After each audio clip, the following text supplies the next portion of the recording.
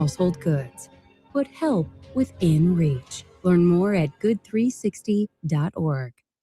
This is Kurt Bagelman. Does your business need more customers? If you said no, congratulations. If you said yes, then you need to consider advertising your products and services. People need to know you exist, and then why your business is worth considering to spend their money with. You also need to advertise to the right audience. For example, Sports Talk listeners have disposable income. They own homes, they're employed, and they earn six-figure incomes. And importantly, Sports Talk listeners listen longer, so your advertising message has more opportunity to be heard. Does your business need more customers? If the answer is yes, then give me a call to schedule a conversation. We'll discuss your objectives, talk about potential strategies, and also determine if Fox Sports Radio is a good station for you to consider. Call me, 916-779-0914. Radio gets results, and we are here to help. Call 916-779-0914. Let's face it, happens every day. And when it does, the Accident Guys are here to help. Call us, the Accident Guys, 877-888-GUYS. Need an accident attorney by your side? All you got to do is call the Accident Guys. Investors, keep listening to learn how to get your free gold report. A currency crisis is upon us. The U.S. dollar has been the world's reserve currency for over 50 years, but that is changing. It's time to protect your retirement. Decades of reckless borrowing and spending have critically weakened the dollar. The U.S. has become the world's biggest debtor with over $35 trillion in debt. Plus, the dollar's become weaponized. Countries are dumping it. Investors who wait until it's too late could lose big. There is one safe haven: gold. Diversify your portfolio with a physical asset they can't take away. Call the Reagan Gold Group right now and ask for your free gold guide. Here's our number. 800-941-4184. 800-941-4184. 800-941-4184. That's 800-941-4184.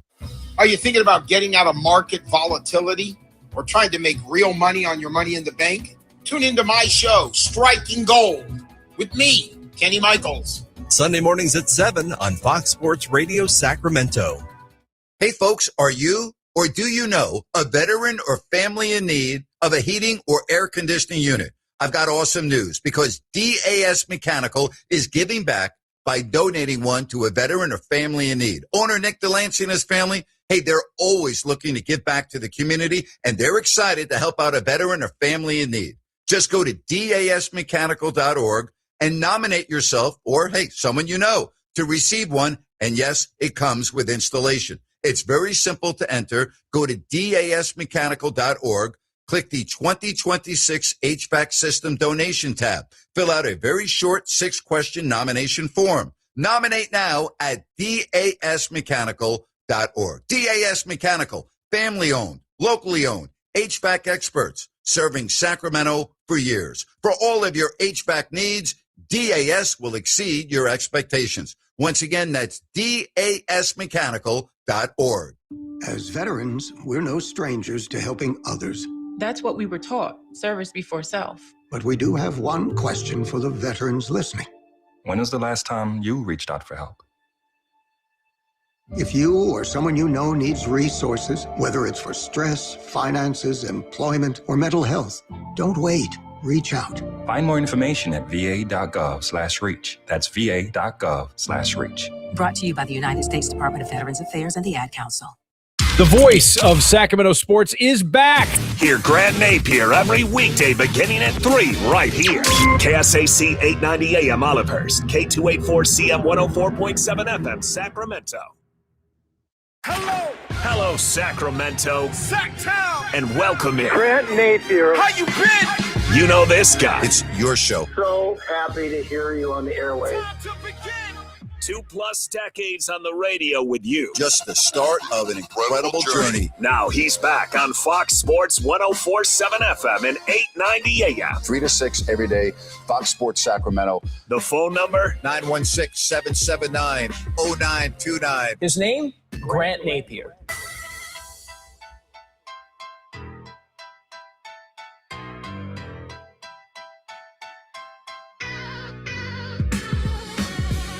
And a good afternoon, everybody. I hope you are doing well as we start with the Sacramento Kings, their morning press conference. Ryan was there.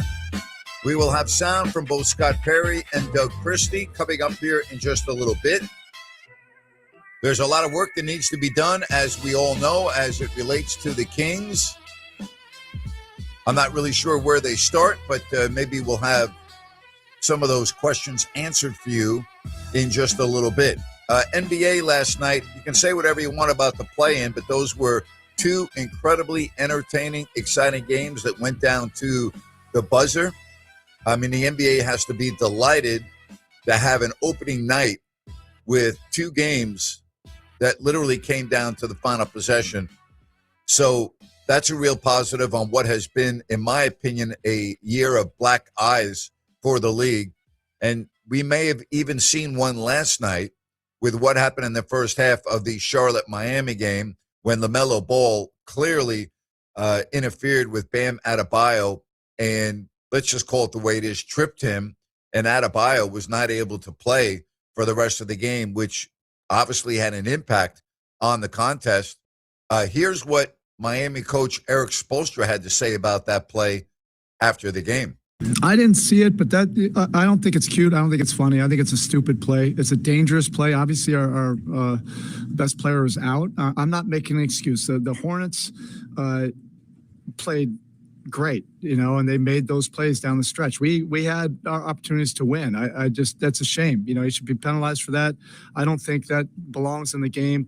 Tripping guys, shenanigans, and Curtis was there. It's his responsibility to see that, and if it's not his responsibility, then Zach's got to see it. If somebody has got to see that, and that he should have been thrown out of the game for that. I don't know him from anyone. There's no place in the game for that. Obviously, it took Bam out of the game. I love Eric Spoelstra. I think he's as good as there's any coach in the league, but I don't understand how he would start off that statement by saying, I didn't see it, and then talk as if he had seen everything.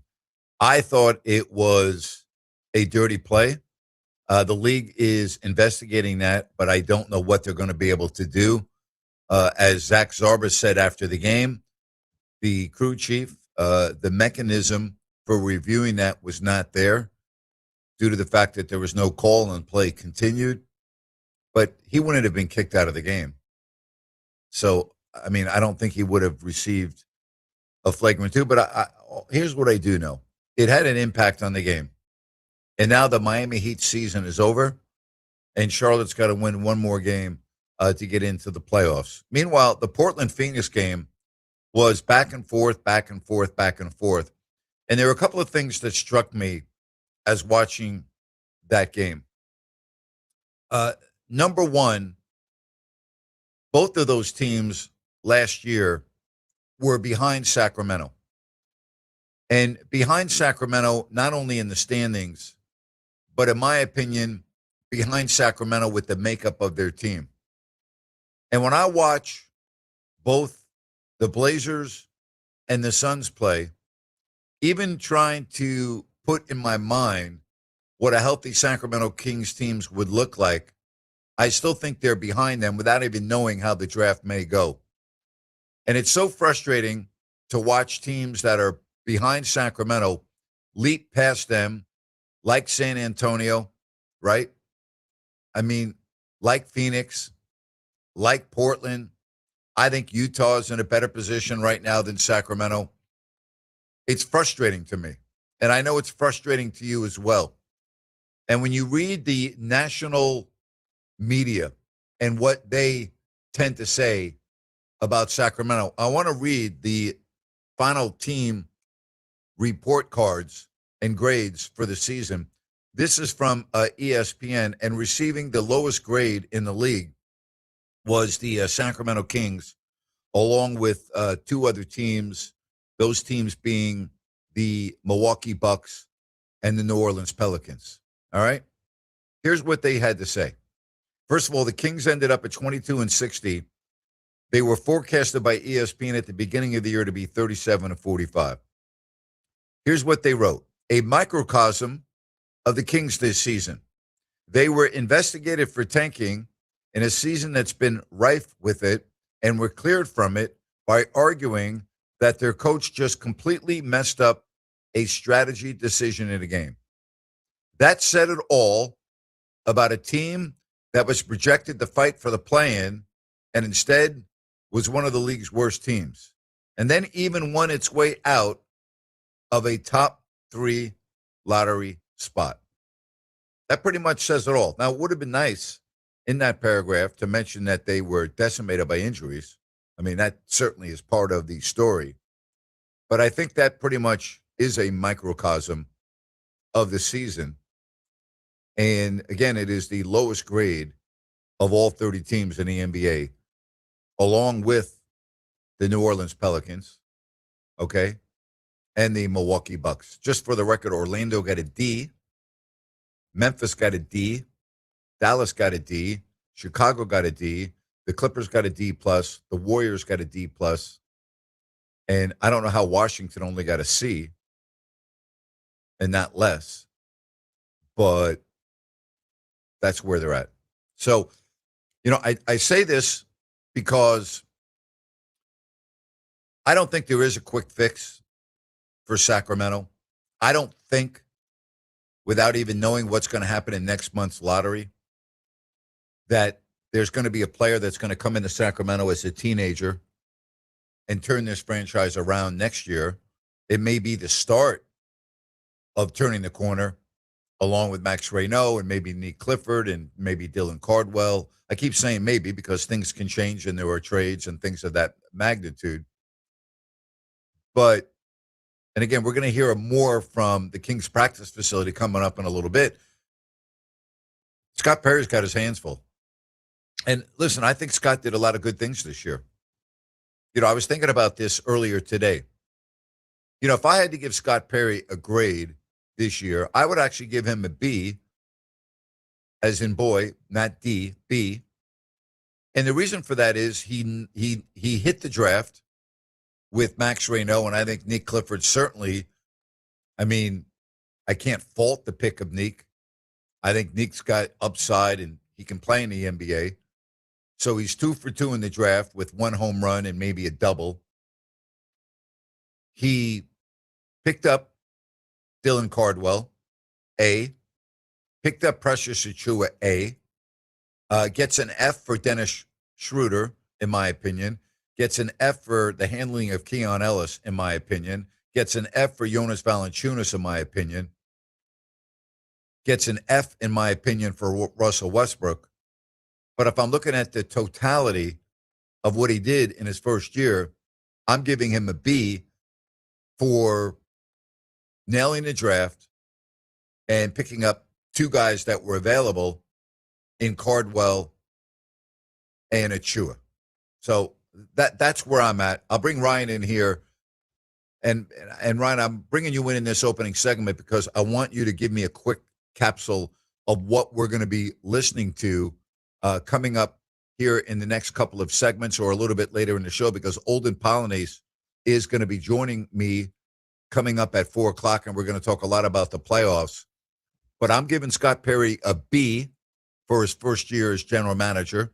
I wanted to know if you agree, or would you go lower or higher, and give me a little summary of what we're going to be able to listen to in the upcoming segments as it relates to what you witnessed today being in the media at the Kings practice facility. Yeah, I agree with Scott Perry. I would give him a B. Look, he carried the ball 50 yards with Keon Ellis because that ball was already halfway to the goal line with the way Keon was handled before his time. But as for today, I thought you heard some self-reflection, some transparency, a lot of positivity in the youth, and some reinforcement that, you know, Doug's work ethic, but also his work with the youth, especially down the stretch in those last 15 games, really cemented that he was the right guy to come back and continue working with them and growing whatever this Sacramento standard is going to be. And then also some very just real reflections from Doug and Scott, giving some insights about what the team needs going forward, the draft that's upcoming. And in fact, it's funny that we're talking about Doug and Scott Perry and Scott Perry's grades. Doug was asked today what grade he would give himself for this season. It can't be too high because it wasn't where we wanted. That's just who I am. I'm not going to say, are there some positives? Yeah, but to put something on it, I failed because we didn't get to where we want to go. That's the nature of this business. And I have to be better. It starts with me. So that's just what it is. Very interesting. Yeah. That doesn't surprise me. I know Doug very well, and that doesn't surprise me that he answered the question that way at all. I think it's really interesting because the way that I came away or I walked away from this press conference, and I'll be interested to see what fans think as well, is this is the King saying we're building with the youth. We're going to add another piece in the draft, and we are showing you, or hopefully in those last 15 games, where those guys did play with a certain character, a certain grit. Now they're young, they're not going to win games, but be patient with that, right? That's what we're going to ride with. I think that goodwill might be there to a degree with this fan base so long as you don't do anything to step on its tail, i.e. bring in a Russell Westbrook for a second year, where he's playing 40 minutes and the youth aren't getting those opportunities. So it'll be interesting to see how it all plays out. My experience of being in the league around decades is more mistakes are made in the final 15 or 20 games of the year than at any other time, including summer league, with the NBA calendar. So to me, come away with a completely different take than others about the youth. The youth is Max Reynaud, Dylan Cardwell, and Nick Clifford. That's it. None of the other guys are part of this. I'm sorry, but that's just the way it is. Now, that doesn't mean they can't be on the team. Okay, that's not what I'm saying, like a Plowden. What I'm saying is he's not playing next year, and if he is, the Kings aren't winning many games. I'm sorry. That's the reality of the situation. The youth movement is going to include, as you well know, the first-round draft pick. Okay? Yes, they expect that. They Correct. expect the draft pick to be a starter. Okay. We know they need a point guard, and you'll get into that as we move on in this show. We know that. Max Reynaud has already proven himself that he's a legitimate NBA player, but he must get significantly better on defense. I don't think anyone would question that. Neek, No to doubt. me, is not a starter, but that doesn't mean that's bad. He's just not a starter, and that's okay. You can only start 5 guys. Dylan Cardwell is not a starter, but is somebody that's going to be on the floor at a lot of junctures of the game, which I think is good, and we don't know yet about Precious Achiuwa. You still have, as the roster exists today, without knowing any possible moves, you're not a young team. You're not a young team when you have DeMar DeRozan, okay? You're not a young team when you have, even though Zach LaVine's not old, but my point is, when you have DeMar DeRozan, Sabonis is still on the roster, right? You still have some savvy vets. We are expecting, Ryan, that Sabonis would be moved, but we don't know that for sure. Will they buy out? Will they do a stretch provision on Zach LaVine? Will they figure out a way to get him off the roster to facilitate what Scott Perry is talking about and what you were referring to as going young? And so does that mean, if that's the case, we're going to have another season of less than 30 wins next year? Because that's what I'm already projecting without the ball even being tossed up in October. All fair questions. I see some of those things a little different way, and we've got all show to get into those. The other side of the coin that I don't need to explain to you or anybody else out there is there was a lot made of the injuries this year, how much time was missed by starters, guys that never played together, different starting lineups, etc. But yeah, there's got to be a mix of those two things, like a Zach LaVine, and we'll talk about the cap as well. Scott Perry hits that. Yep. You know, I don't think you can stretch 1 year. I don't think you want to use the stretch on a 1 year. But I think that would be an area where if Zach LaVine is not performing, assuming that he opts in, which it looks like he's going to, that's when you need to say, okay, Zach, come take a seat by me. And if the Kings don't do that, that's where I worry they could find themselves in that similar situation that they were in this year. Now, granted, injuries played into it. Before we go to the break, let's get some house cleaning out of the way from Coach Christie. There has been a couple changes on the coaching staff. Yesterday, met with the coaching staff. Want to thank all of them for their dedication, support throughout what was really a tough year. Daily coming in, bringing energy, all those different things. Some of you made 2 changes. Some of you may have seen. Want to thank Depeche Mystery and Jimmy Alapag for all that they brought and all that they did for the Sacramento Kings. And secondly, the message to the fans from DC. The message to the fans is that we love and appreciate the support that you continue to bring. I mean, coming into that building towards the end of the season, it's not going how you want, and you look up and we're in the game. It's the 4th quarter, and I'm like, whoa, this is happening right now. That is a level of respect and dedication that you don't see. And also at the same time is we will get it right. That's what we're here to do. And hell or high water, we will make it happen. All right. Well, again, talk is cheap. So just do it. Don't talk about it. Somebody said that's quite a grade curve, 4 Fs and still averages a B. The math is not mathing, sir.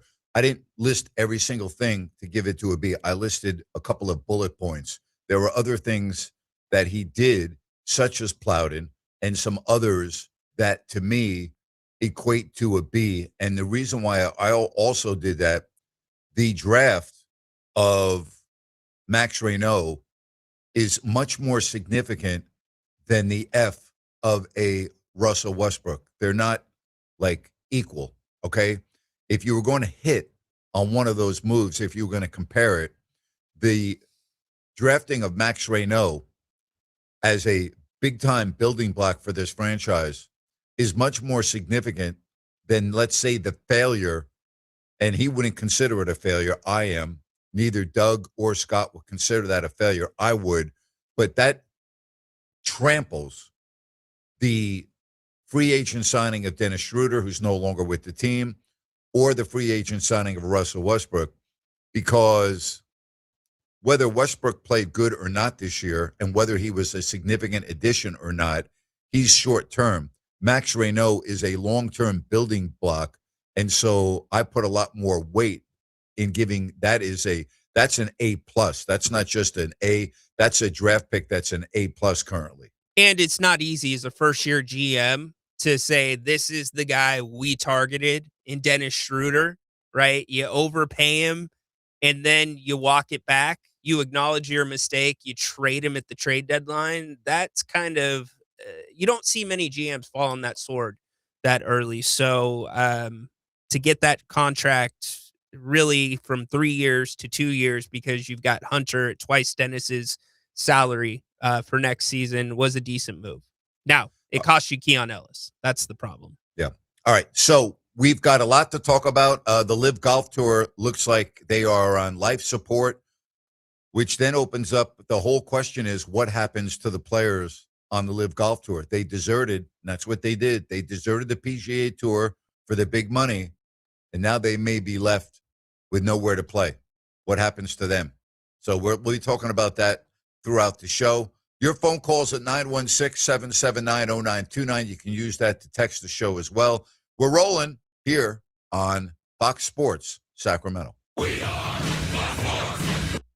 This is Kurt Bagelman. Does your business need more customers? If you said no, congratulations. If you said yes, then you need to consider advertising your products and services. People need to know you exist, and then why your business is worth considering to spend their money with. You also need to advertise to the right audience. For example, sports talk listeners have disposable income. They own homes, they're employed, and they earn six-figure incomes. And importantly, sports talk listeners listen longer, so your advertising message has more opportunity to be heard. Does your business need more customers? If the answer is yes, then give me a call to schedule a conversation. We'll discuss your objectives, talk about potential strategies, and also determine if Fox Sports Radio is a good station for you to consider. Call me, 916-779-0914. Radio gets results, and we are here to help. Call 916-779-0914. Building friendships and bonding with family. It's what people experience during a day out at Golden State Shooting Center. Only moments outside of Sacramento. Golden State Shooting Center is a favorite for those who love the sport of trap, skeet, and sporting clay target shooting. It's also where the California Youth Sport Shooting Association trains and competes. New teams are being formed, and if you've got a son or daughter in high school, they can compete for college scholarships. Learn more at goldenstateshootingcenter.com or call 916-539-8544. Tune in Saturday mornings for financial talk that matters. It's the Matter Financial Report with Michael Matter, talking assets, income planning, insurance, retirement, and more. Your money matters. Listen Saturdays at 7 a.m. on Fox Sports Radio Sacramento. Michael Matter offers investment advisory services through Gradient Advisors, LLC, 877-885-0508, an SEC-registered investment advisor. Matter Financial Group is not a registered investment advisor, nor an affiliate of Gradient Advisors. Insurance offered through Michael Matter, independent agent. You took the first step and quit smoking, but even former smokers may still be at risk for lung cancer. That's why SaveByTheScan.org wants you to know about a new low-dose CT scan that can detect lung cancer early. It takes only 60 seconds and could save your life. You took the first step, now take the next. Visit SaveByTheScan.org for a simple quiz to see if you're eligible and talk to your doctor about screening. SaveByTheScan.org is brought to you by the American Lung Association's Lung Force Initiative and the Ad Council. Are you thinking about getting out of market volatility or trying to make real money on your money in the bank? Tune into my show, Striking Gold, with me, Kenny Michaels. Sunday mornings at 7 on Fox Sports Radio Sacramento. Homeowners, for any electrical project you need done, trust the good dudes at Gabrewed. Locally owned, 5-star service experts, always transparent prices and solutions. Say goodbye to your electrical issues. Call Gabrewed or visit Gabrewds.com. G-U-B-R-U-D-S.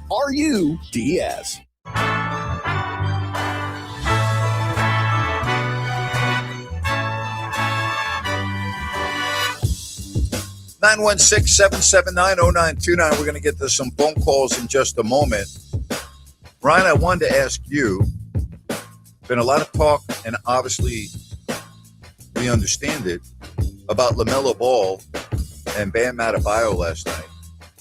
Do you think that was a dirty play by LaMelo Ball? It's so nuanced, Grant. And here's where I come out on it. It is a dirty play. 100%. It's a dirty play. I don't think it was meant to be a dirty play, if that makes any sense. You can't do that. I don't think there was intent behind it. But at the end of the day, if you have instant replay in the game, you've got to get that right. They do have instant replay in the game. They just don't have the right mechanism for a play of that situation where there's not a call and the play continues for that period of time. That's the issue. Well, and with the NFL going to the eye in the sky, you've got to have the same thing, Grant. If you can go back and review after the fact at the next time out, whether a toe was on the line or not, you've got to be able to have somebody buzz in from Secaucus and say, hold up, you got to look at this. So LaMelo legitimately did take a very hard hit to the head. And yes, for a second, it almost looked like he went into that fencing position. I'm not saying he was concussed, but he clearly was grabbing at somebody. I don't think he would have, if he knew that was Bam Adebayo on his way back, I don't think he would have followed through the way he did. I don't agree with Eric Spoelstra. I don't think that should have been a situation where he was ejected from the game. Do you? Because here's what we would say. If Bam Adebayo got up and ran down the floor and continued to play, this would be a completely different conversation. You're spot on, Grant. You know what? I've thought about this all day. I don't think he should be or should have been ejected. It would have been a flagrant one. Draymond didn't get ejected for stomping on Domas, right? So I think they got it right. Yeah. We got a lot going on. We've got the NBA playing games tonight, 2 more. We've got the hockey season in its final hours, final 24 hours. The Vegas Golden Knights can wrap up their division tonight with an amazing run here to cap off the regular season. There are some other pivotal games. As we mentioned, the Sharks not in the playoffs this year, but they certainly are heading in the right direction. We've got the Live Golf news. We haven't even touched on baseball yet. I'll get to that in a moment. But first, I want to get to Mac here on Fox Sports Sacramento. Hi, Mac. Hey, Grant, how are you doing? Good, Mac. So yesterday we talked and you asked me, what do you think that the Sharks need? And I said a puck-moving defenseman that's a solid first liner that can get you about 23 minutes a game. And I kind of came up with an idea of how they could accomplish that. And I wanted your thoughts. Look, the Sharks have, believe 7 draft picks this year. They have abundance of draft picks. They have 2 first-round picks, and their highest is going to be a 10th. And I think next year you need to make the playoffs. I think that would be the next step of their progression. And you followed hockey. If you're the 10th pick in the draft, you probably won't be on the roster next year. So my question is, since you have 2 draft picks, could you maybe trade down, get it and swap picks and pick up maybe Mac, a second, Mac, I don't mean to be rude here because you're a diehard fan and you're a big supporter of the show. Sir. But I haven't even begun to think about what the Sharks should do or need to do because it's not on my list of top 10 things that I'm concerned about right now. I've got the NBA playing games. I got the Live Golf story. I got the Kings having a big press conference. The Sharks are out of the playoffs. Oh, okay. We've got wait a minute. I want you to understand. I got teams that are still fighting to win a division tonight. I haven't even begun to think about what the Sharks should or should not do to get as you said, an offensive rushing puck carrying defenseman. We will get to that in due time, but it's for me personally, Mac, and you know how much I appreciate you and you're great. It's not the time to discuss it right now. Okay, I'm sorry for that, and No, you don't have to be sorry for that. I'm just being honest with you. I appreciate it. And before you go, yeah. I do want to thank your show because you kind of talked up the A's a little bit, and so I thought, well, you know what, I'll go out to the game, and I took my 2-year-old. Boy, what a great game. It was a really great old-time pitchers duel. Saw great defense. I had a great time. Good for you. What was the crowd like? What did you think of the crowd? Give me an idea of, on a scale, what percent of the stadium was full last night for the game? Because I didn't watch the game. Ooh. I mean, it was a Tuesday night, so that has to be kind of taken into effect. Yep. I would say 65, 70%. Okay. Full. But you had a great time, huh? I mean, I did. Now I had a 2-year-old jumping on me, and I was sitting in the grass because my son learned to say the word strike for the first time, and love it. So I was being dad, but I have to tell you one thing I was impressed about by the A's is they kind of are able to win in different ways. I saw a sacrifice bunt. I saw some small ball. There wasn't a home run hit. They were able to kind of grind out a 2-1 game that when you're playing for first place. I was really impressed because those are the type of games you got to win in October. Yeah. So and they did the same thing in New York. They grinded out a couple of real low-scoring games against the Yankees and the Mets. So I think you make a great point because that was what we saw last night. I didn't watch the game. I read about it. I got a recap of the game. I didn't have a chance to watch it. But, yeah, you're spot on. Yeah, I was really impressed. And, I'm a Giants fan, but I also want to watch good baseball. Yeah. And so I think they play good baseball. And I like what Kotze is doing because you know, you're not hitting the home run ball. You got to find ways to win, and I like that this team finds ways to win. And their bullpen is I thought was spectacular. So anyway, you have a great afternoon. Thank you for taking my call, and I'll. Hey, talk real to you later. quickly, what did it Yes, cost, sir. if you don't mind me asking, to get into the game in that area? So I started on the third base line, right behind third base. We started the game there, and that was only it was $20 plus fees. So I think they were asking for $15, and then the $5 for the fees. But we ended up going to the grass because, like I said, my 2-year-old needed to run around. Yeah, so. of course, I understand yeah. completely. Yeah, Yeah. that's the only way you could go to a game with a 2-year-old. So yeah, I get that. You know what, Grant? This is my first one. I'm learning on the go. So yeah, good for you. Congratulations. Right. Good for you. That's great. Thank you very much. Thank you, Mac. Appreciate you. Take care. Bye-bye.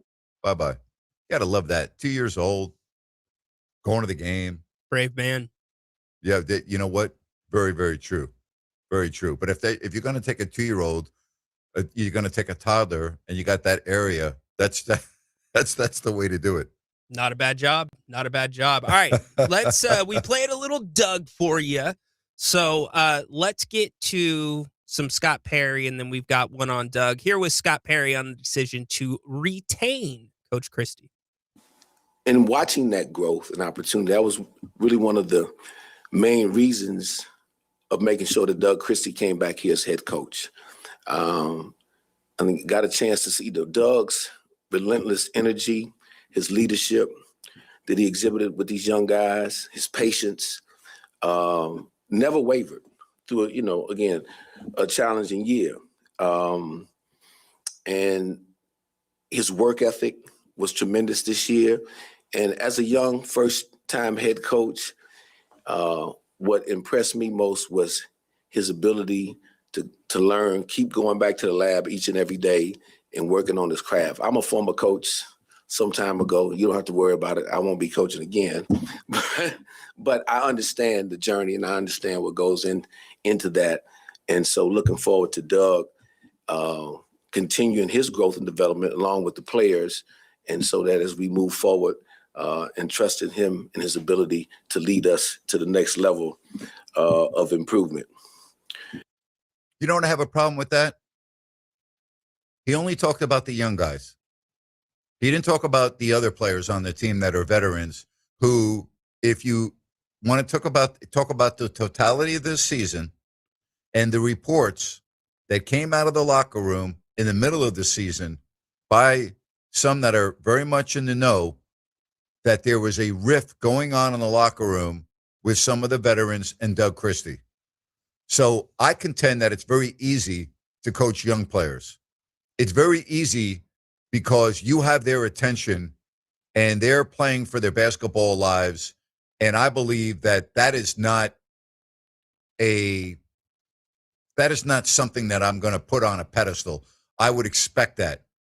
Now, their development falls in the hands of the entire staff and their work, and to the individual and their work ethic.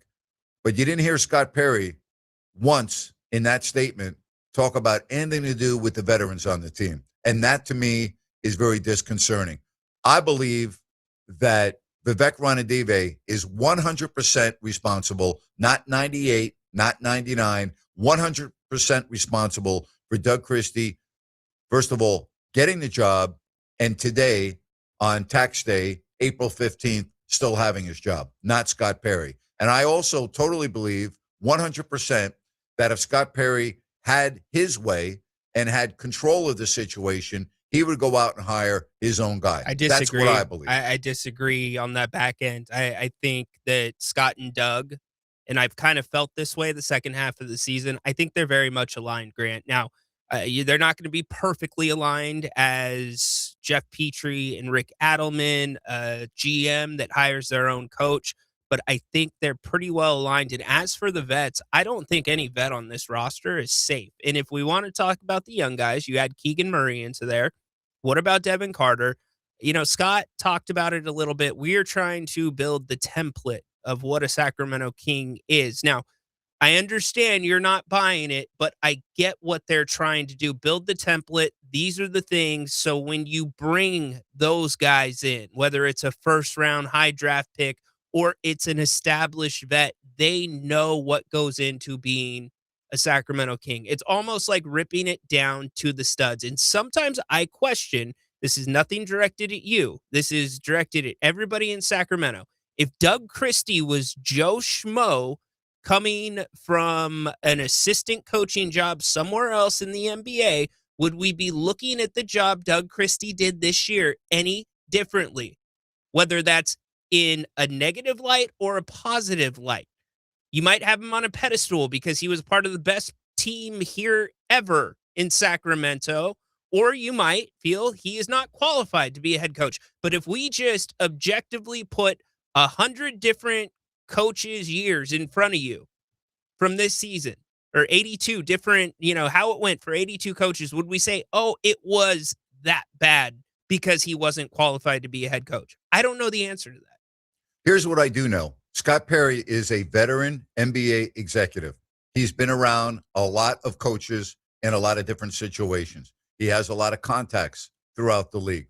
You're trying to tell me that Scott Perry, given his full control of all of the coaches that he knows, with all of the experience, would have Doug Christie as his coach? Come on. I'm sorry. I'm not buying that. I'm not saying that Doug Christie would have been his first choice, but that doesn't mean that him and Doug Christie can't be on the same page. I'm not saying they're not on the same page. I've never said they're not on the same page. I'm just saying that Scott Perry knows what a quality NBA coach is and wants in his coach, and I don't think he has that guy. Now, could Doug grow into that? I guess he could. I guess he could. Do I believe in my heart that Scott Perry loves Doug's work ethic? Yes, I do. I've always admired Doug's work ethic. I admired it as a player. I admired it as a broadcaster. I work with the guy every day. I saw it. Okay, he cares greatly about the job that he's doing. He was constantly asking me questions, text messages, phone calls, lunches, dinners, golf course. I mean, was always asking me questions about, did I do this okay? What do I need to do? How do I get better here? Like, that's who he is. I get that. Again, I say this, and I'm not bragging. Other than his family, I know Doug better than anybody in the community, all right? I was with him every day for years. We had a bond. We had amazing conversations. I know how he thinks. I know what makes him tick. I know his strengths, and I also know his weaknesses. He does have weaknesses. And, I'm not so sure that this is going to have a beautiful ending, all right? I'm not saying it's going to have a beautiful ending either. So, okay, just as a lot of extra opportunity was afforded to the young guys this year because of injuries, which may or may not have accelerated their growth, the same is true of Doug Christie. Doug Christie went through a lot more than a first-year head coach usually would have to go through. That's very true. When it comes to injuries. So I asked Doug today, I said, you had an accelerated growth because of all this. Is there any positives that you can pull from this year, like the young guys pulled from their minutes, and carry over into next year? Good question. As an athlete, you grow up and to like on the outside looking in, this is like, whoa. And this is a lot, but you're kind of made for it or you're not. You keep fighting, you come with the right mentality, or that starts to break down and you see that. Me in this position, I try to come with the right disposition, the right mindset, clean it, rinse it, let's go again. The learning inside of that is probably the biggest gift, and that's sit back and look. And luckily, I have two incredible mentors and leaders that help me because they see the game differently in Scott and BJ than a lot of people. So it's easy for me to lean on them. Sometimes they probably be like, damn, but I lean on them because I know that when you talk about knowledge and battles and fighting and where they come from. Like that for me is an invaluable piece of growth that I just dive into. So, this job is one of the biggest hurdles that I've ever faced, but I truly enjoy it, and I think I must enjoy pain a little bit because it's a lot of fun, man. I really have fun doing my job, and I know that what's on the other side of what we experienced is the gratification in going through what we go through. Yeah. All right, we have a lot more sound coming from there, right? So why don't we take a break? We're going to be covering this. We've got a lot of other stories. Live Golf Tour looks like it's going to be done with. It's on life support. We've got the A's again and the Rangers. The Giants are still trying to figure out how to score some runs. We've got a lot going on with the NBA playing games last night, tonight. We'll take a break. We'll talk about it all right here on Fox Sports Sacramento. We are Fox. Spring is here, so check your tires. When your vehicle needs the best, get Firestone Firehawks. They are built on years of racing heritage and are designed with the latest in tire technology. This month, save $100 on a set of 4 Firestone Firehawks. They provide the confidence and comfort you've come to expect from Firestone. Race into Expert Tires and Brakes, 5810 Auburn Boulevard, and find the set that's right for you. Whatever you drive a Firestone. Available at Expert Tires and Brakes, 5810 Auburn Boulevard. Investors, keep listening to learn how to get your free gold report. A currency crisis is upon us. The U.S. dollar has been the world's reserve currency for over 50 years, but that is changing. It's time to protect your retirement. Decades of reckless borrowing and spending have critically weakened the dollar. The U.S. has become the world's biggest debtor with over $35 trillion in debt. Plus, the dollar's become weaponized. Countries are dumping it. Investors who wait until it's too late could lose big. There is one safe haven: gold. Diversify your portfolio with a physical asset they can't take away. Call the Reagan Gold Group right now and ask for your free gold guide. Here's our number: 800-941-4184. 800-941-4184. 800-941-4184. That's 800-941-4184. Spring is in the air, and Alev's long-lasting pain relief is here to keep you moving. The days are longer and the flowers are blooming. Whether it's gardening, yard work, or just spending more time outdoors, spring is a way of getting us moving despite any body pain. That's where Aleve can keep you going. With just one dose, Aleve gives you long-lasting body pain relief for up to 12 hours. From sunup to sundown, Aleve's got your back. Try Aleve. Use as directed for minor aches and pains. Listen up, guys. Are you experiencing any of the following? Fatigue, less drive, poor performance? If so, you may be one of the nearly 30 million men in the U.S. today dealing with ED. But did you know you don't have to pay hundreds for a prescription anymore? And you don't have to deal with the hassle of seeing the doctor or the embarrassment of going to the pharmacy for a certain pill. Now, with one free call, you can find out how Herbal Virility Max can help you feel like a man again. For over a decade, Herbal Virility Max has helped guys just like you put a smile back on their face with improved performance and drive. Call today and ask about our buy one, get one free offer. 800-690-8445. 800-690-8445. 800-690-8445. That's 800-690-8445. Wouldn't it be great if life came with a remote control? You know, you could hit pause when you needed to, or hit rewind. Like that time you knocked down that wasp's nest. Uh-oh. Or that time you forgot to roll up your windows in the car wash. Fantastic. Yeah, a remote control would have come in handy then. Well, life doesn't always give you time to change the outcome, but prediabetes does. With early diagnosis and a few healthy changes like managing your weight, getting active, stopping smoking, and eating healthier, you can stop prediabetes before it leads to type 2 diabetes. It's easy to learn your risk. Take the 1-minute test today at doihaveprediabetes.org. Life doesn't come with a remote control. Yikes! So you're on your own with the wasps. You have the power to take control of prediabetes. Visit doihaveprediabetes.org today. That's doihaveprediabetes.org. Brought to you by the Ad Council and its prediabetes awareness partners.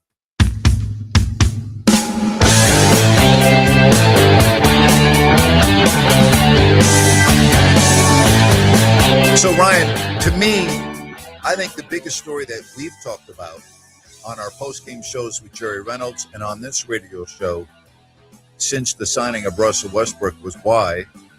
And Russ, on his exit interview, talked about how he would love to be back. In other words, that would be something that he'd be open to. And we also know that the Kings desperately need a point guard next year that's not Russell Westbrook. I'm sure all of that was covered today. Yeah. Or asked today. Yeah, there was a decent amount of that covered. Certainly, Russ, as you said, he would like to come back. So Scott was asked directly about whether or not the door would still be open for Russell Westbrook. Russell's always welcome with me. I love working with Russell Westbrook this year. I mean, he was phenomenal. I can't say enough. Obviously I talked about Doug's leadership and his ability to help the young people, but a lot of that development doesn't happen without guys like Russell and Debo and Doug McDermott. All of these veteran guys poured into our young people, and Russ was at the head of the class for that. Extremely competitive. I wish I had an opportunity to work with Russell earlier in my career as well, because I really like what he stands for. And, again, we will keep the lines of communication open, and we will see what happens and what's available to us this offseason. I'll tell you, if Russell Westbrook is back on the team next year, I'm just telling you it's going to be a disaster again. Well, okay. I'm just telling you. Well, I'm telling you on April 15th, 2026, just like I told you back in October, and I'm telling you again. But go ahead. Yeah, no, I'm with you. If Russell Westbrook is in the role he was in this year, the minutes, the offense, it would be a problem. But I say let's put this in perspective, because the door's open for Russ, but there was a consistency amongst GM and coach about the position that is needed on this team. Here is Doug Christie. If I can find the drop. Here we go. Doug on. There we go. Right off the bat, point guard. This is in this league. If you don't have that position, you really don't have a chance. It's the quarterback. It's they say quarterback in football and different things, and that's a tough position. But this one is about as difficult as it gets. This is. You're running a team, you're running a show, you're responsible for the guys on the court. You're quarterback in the defense, you're quarterback in the offense. This guy needs a shot, that guy needs a shot. When do I need to do my thing? What does the coach want? Am I representing him the right way out here? I'm the head of the snake. There's a lot that goes into that. So I guess what I'm saying, Napes, is Russell Westbrook's available. The door's open, but they're saying they need a point guard. So maybe they've seen the light that, this was the year, because I think that is where they realize, or at least I think it should be a pretty clear line, that if you step on the tail of the quote unquote youth, which again, I include Keegan Murray, we need to see him featured offensively. That's where you're going to lose this fan base. Yeah. The whole Russell Westbrook, you just heard from Doug talking about what they need, and yet he was playing that guy that he had, that Scott Perry was talking about how great he is, for some games 40 minutes a night, some nights 35 minutes. It just, again, it doesn't make sense to me. It does not make sense to me. And somebody just needs to tell Russ, thank you very much. We love you. We can't thank you enough. You can do whatever you want, but he can't come back next year. Just can't. All right, let's get to some phone calls. Mark in Carmichael. Hello, Mark. Grant, how you doing? Mark, I'm good. Thank you for the call. Hey, Grant, I just wanted to say I am so happy about the retaining of Doug Christie, and that it really reaffirms my faith in humanity. And you want me to respond to that? You should respond since you're such Really? good friends with him. Whoa. Humanity? Yes. Okay. Thanks for the call, Mark. All right. 916-779-0929. And the other aspect is maybe they'll get that position in the draft, and you can watch a young quarterback, as Doug referred to, and he's spot on with that analysis.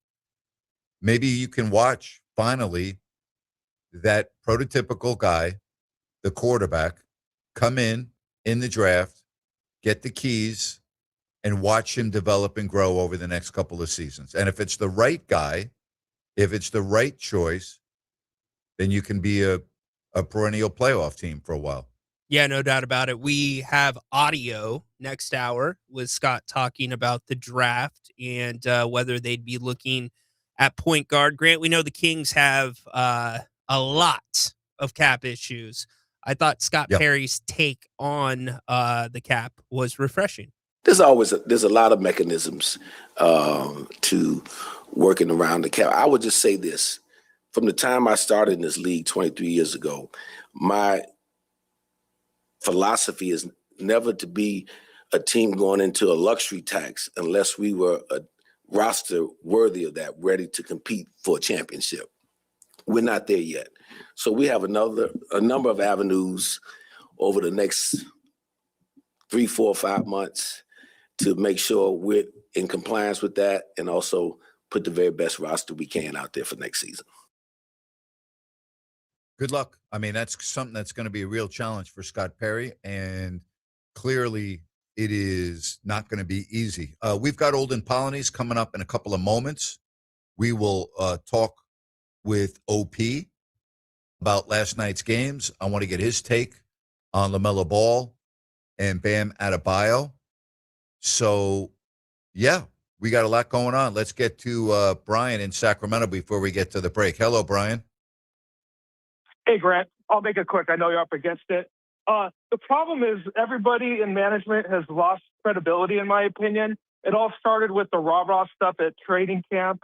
And the one player that fit the mode of the Kings was Keon Ellis. And what they did to him is just a complete debacle. So but back down, I don't care what they say. You know, as you say, actions speak louder than words. Doug's not a credible head coach. It's obvious. I know he's, you got to be who you are, but by the end of the year, hearing the same old stuff over and over is just nauseating as a fan. And I'm on the side. I wish they would remove him and go in a different direction, but here we go. They just can't seem to do anything right. Well, I would just say this. If the Kings by next Thanksgiving are out of it the way they were this year, the fans are going to absolutely turn on this franchise like never before, okay? Because they are at a point of where they are fed up and they're done. And when I mean they're done, I don't mean they're going to go root for another team, but they're done spending their money. They're done watching the games on TV. And I'm not talking about all of them. I'm talking about enough to make a significant difference. This team better not be out of it the way they were this year on Thanksgiving Day. They better not be out of it, because if this team, without even knowing what can happen next year, gets off to a dreadful start, if you think this season was painful, you ain't seen nothing yet. Yeah, and briefly, I'm one of the fans. I have been following and watching them since December. I follow you in the show, and that's how I keep up. And they better get one of those top 4 draft picks to put a quick Band-Aid on this, or again, it's going to unravel maybe quicker if we lose out. And I think as a fan who just needs something to give me a little bit of hope of getting one of those top draft picks, but we'll see, I guess. Appreciate the phone call, Brian. Have a good afternoon. Take care. You too, Grant. Bye-bye now. This franchise, to me, in terms of their fans, is at a real crossroads. They're up against it, and they have seen some youth that they like, but if things go bad on May 20th and they don't get the good fortune of the ping pong balls, fasten your seatbelts, as they say. Olden Polynice coming up next right here on Fox Sports Sacramento.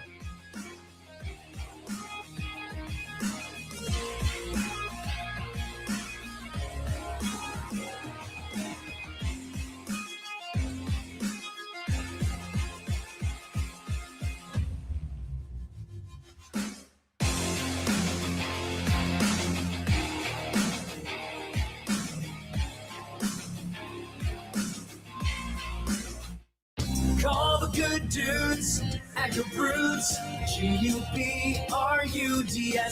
Homeowners, if you have an electrical project you need done, then you need the good dudes at Gubruds. Family owned and operated for 30 years, Jay Gabrud and his team are the area's recognized experts for everything electrical, from the very basic like repairs, lighting upgrades, and whole house fans, to the biggies, panel replacements, EV stations, and backup generators. Gabrudes does it all and does it right the first time. They're actually the guys their competition recommends. Gabrudes, expert 5-star service and always transparent, honest prices and solutions. Say goodbye to your electrical issues. Visit Gabrudes.com or call 24/7 and speak with a real live person. Gabrudes, Gubruds.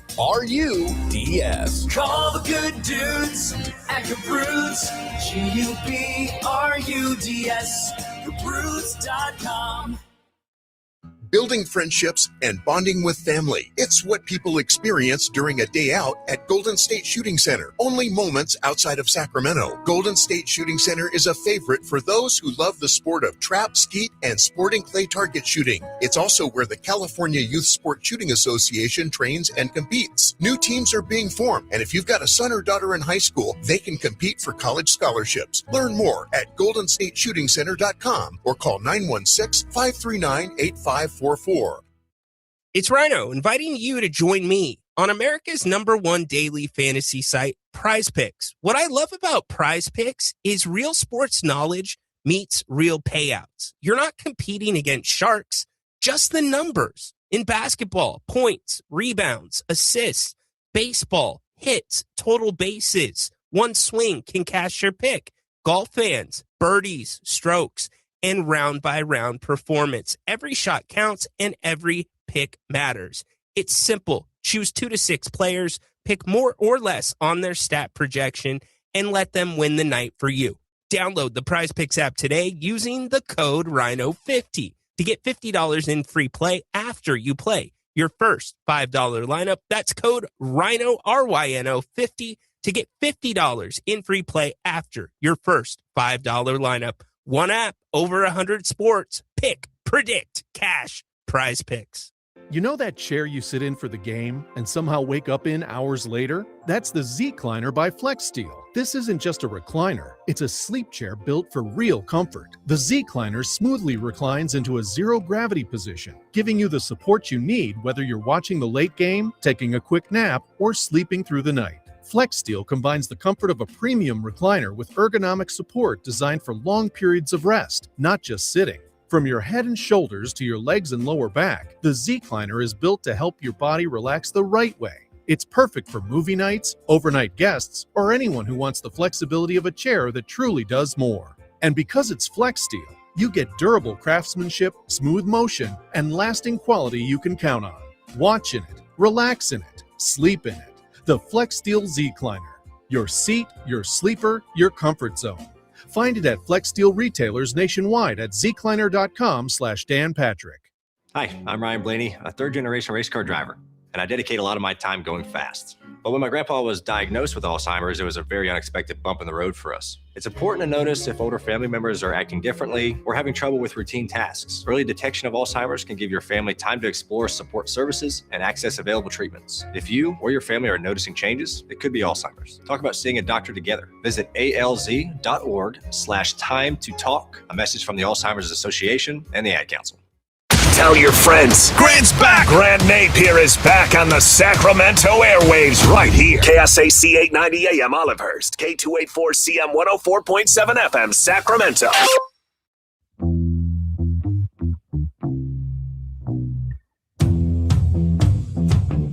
Each and every Wednesday at this time, we talk with longtime NBA player. Yes, spent some time in Sacktown as well. Holden Polonies joining us right here on Fox Sports Sacramento. OP, good afternoon. How are you? I'm wonderful. And yourself? I'm good. So let's get right to it. Dirty play by LaMelo Ball. You've been in a lot of situations where it's bang, bang. What was your take on that play with Bam Adebayo? Take me there and tell me from a player's perspective. What was dirty was the response from him. I got hit in the head. I didn't know where I was, but you knew enough to grab that man's leg. So it is what it is. That's the world we're in now. They're making up stories, but I thought it was a dirty play only because there's no need to grab that man. And he did. Not only did he grab him, he pulled him. And so to me, that's where it got really egregious. It's one thing to like hit his leg or something, but he actually lifted it up. If you look at the video, and it's just like, that's uncalled for, And so, but, okay, so you fall on your butt. Is it everything that serious now that people just can't play through stuff anymore? That's my biggest question. Yeah. So, Eric Spoelstra thought that he should have been ejected from the game. Do you? I think it should have been a flagrant one. I don't know about an ejection. But again, we don't know what the rules are anymore in this league. Yeah. So I think it's at the discretion of Secaucus. Yeah. Yeah. What's the bet line? I would say it was a very entertaining game. I mean, it was up for grabs. Tyler Hero did everything he could do. The great drive-by ball at the end. Of course, the 3 at regulation. To send it into overtime by White. I mean, it was an entertaining game, was it not? You love watching it, didn't you? I enjoyed it for a change. No. Grant, it was one of the best games I've watched. So now I have to go back a little bit in regards to the Bam Adebayo and Eric Spoelstra's comments. Yeah. Okay. So let's say Bam Adebayo did play. You probably relax as a team and get blown out by Charlotte. But at the end of the day, you were up 6 points.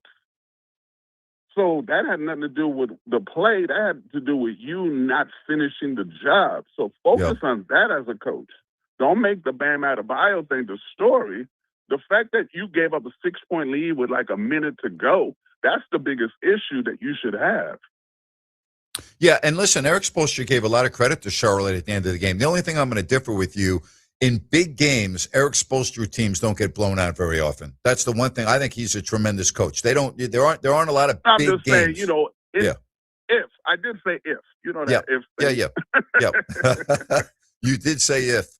Do you think Charlotte can win another game and get into the playoffs? They're going to have to play the loser of the next game, which is Orlando and Philadelphia. What are your thoughts on that?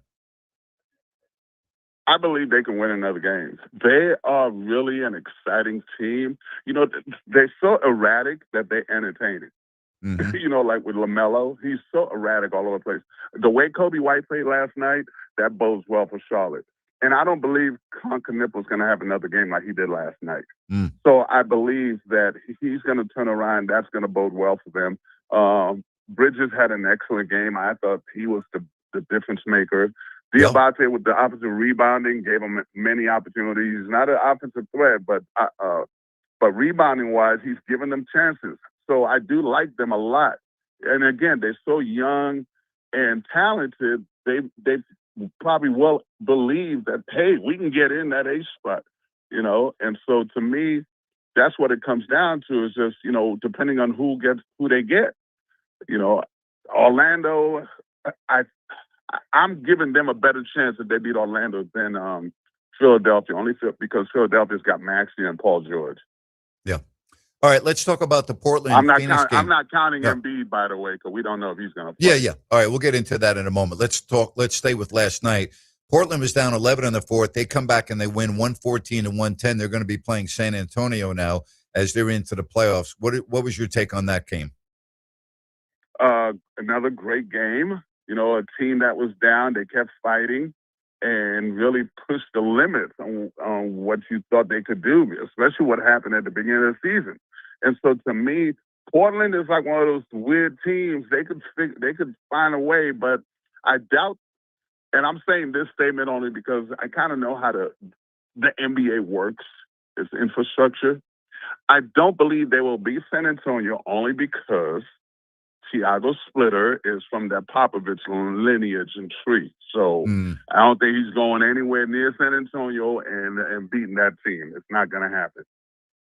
We've almost forgot what happened at the beginning of the year as it relates to Chauncey Billups. I mean, the Blazers have been a really good story this year, have they not? They really have been. I thought Danny Aguilar has been an amazing, amazing player. Mm-hmm. Regardless of where he's from, he's just a baller. I just like his tenacity as a player. all the young guys they have. But to me, the addition of Drew Holiday was the most critical factor for the Portland Trailblazers. Glue. Right? He's a glue guy. I'm is. with you. Solid citizen. Can you talk about how important it is when you have a player in your room that you can depend on, that plays both sides of the floor, that's been there, done that, and has everything attached to him, as you said, the intangibles? Like, that's invaluable, is it not? It really is. It's so invaluable, especially in this day and age. You got to have these guys. You know, I thought that back in the days we had a lot more of them. And so to find guys in this era that are like Drew Holiday, you better hold on to them tight, you know. And the funny thing about it, like, you know, you'd watch Drew Holiday, you're like, man, but he keeps getting traded. No, the only reason Drew Holiday's getting traded is because teams are not making a trade unless you involve Drew Holiday. They're like, if we're doing this, if we're gonna make a trade like this, you better give us Drew Holiday. That's the only way we're gonna make the trade. Who was that guy? Give me a name that you played with that kind of reminds you of Drew Holiday. That guy that, you know, you look back on your career and go, that was him. Man, my number one guy, Joe Dumars. Wow. Joe Dumars they even named an award after him. Yeah. How about that? Joe Dumars is a one of a kind. And Drew Holiday reminds me a lot of Joe Dumars. Both sides of the ball, you know, just a great individual. All right, let's get to the game tonight. So you've got Orlando and Philadelphia starting here in about 20 minutes. Both teams, I think Orlando, to me, OP, was the most disappointing in the East this year. I was expecting a lot more from them. I was too. And so I don't know if Jamal Mosley's run his course. You know, sometimes that does happen. You know, you've been there long enough, players are like, they tune you out. And so to me, that might be a factor. I've even seen his name already on some lists, you know, for coaches for different teams. So it's like, it's one of the situations, you know, it does happen. And, you know, of course, you know, they went through some injuries, whether real or not, but, you know, they were a very disappointing team. And so I think the trend's going to continue because I don't believe that they can beat Philadelphia. And so we're going to have to wait and see. But I believe Philadelphia wins tonight, and then they go up against Charlotte, and that's going to be the game because, like I said earlier, Charlotte is one of those teams. I mean, they're so young and hungry, they might knock out Orlando. When you talk about Philadelphia, the biggest issue I have with them, as you pointed out, you never know who's playing and who's not playing, right? Like, I mean, their lineup, you have to wait every day when you wake up and get closer to game time decisions. Yeah, exactly. It's just, it's crazy, isn't it? Yeah, it is. And it's absurd to me because it's like you have a guy that's 7'1", 7'2", one of the top players, former MVP. And this dude, he falls down more than anybody I know. Granted, he had, you know, appendix taken out, but still, you know, outside of the appendix, it's like the dude stays hurt. I'm like, dude, get in the gym, get in shape, stay available. And it doesn't happen, you know. And then Paul George, of course, with the whole, you know, getting suspended for the whatever he used. You know, but a banned substance, whatever it was, I can't remember what the hell the name was. Yeah. Whatever the banned substance is, he took the hit. But I mean, they have a solid team, but you just don't know what to expect. Who's gonna play night in and night out? Yeah. Who wins the Warriors Clippers game? Tonight after Orlando at 7:30, right? Yeah, I believe 7 o'clock. That game, 7 o'clock, 7:30. I think this is it. I honestly think that this is it for the Warriors because Kawhi Leonard's playing at an MVP level. He's not going to win it, but he played at an MVP level. It's definitely all NBA. And so, and the funny thing about it is the fact that this guy is the first player in NBA history to get his career high in points after his 14th year. No one's ever done it that late in their career. You know, almost 28 points a game in his 14th. That is insane for your career high to be that late in the season. So I think the Clippers, you know, especially since it's a home game, you know, it's an advantage. But you can never count out Steph Curry. You just can't. You know, and it's just. but the Clippers just don't have enough as far as like big bodies, you know. And Porzingis, even though he's tall, he's not bulky, and he's another one of those guys. Game time decision. So it is what it is. That's the world we're in now. Like I said, Grant, it's a weird NBA. Are we looking at, and again, I don't have a crystal ball any more than you do, are we looking at a Warriors team that's going to have to go through a rebuild and they're going to be near the bottom of the West for a while and they're going to have to get lucky in the draft and blah, blah, blah? Is that where they're at right now? Yes, because of the injuries, especially the one to Jimmy Butler. It threw everything. Yeah. You know, that was that big wrench that was thrown into everything. And then Steph got hurt, you know. And I believe if Butler doesn't get hurt, you know, Steph plays earlier than he did. You know, even if he does get hurt, he comes back a lot sooner. But because he was playing with that knee already messed up. It was a point where they were like, hey, you know what?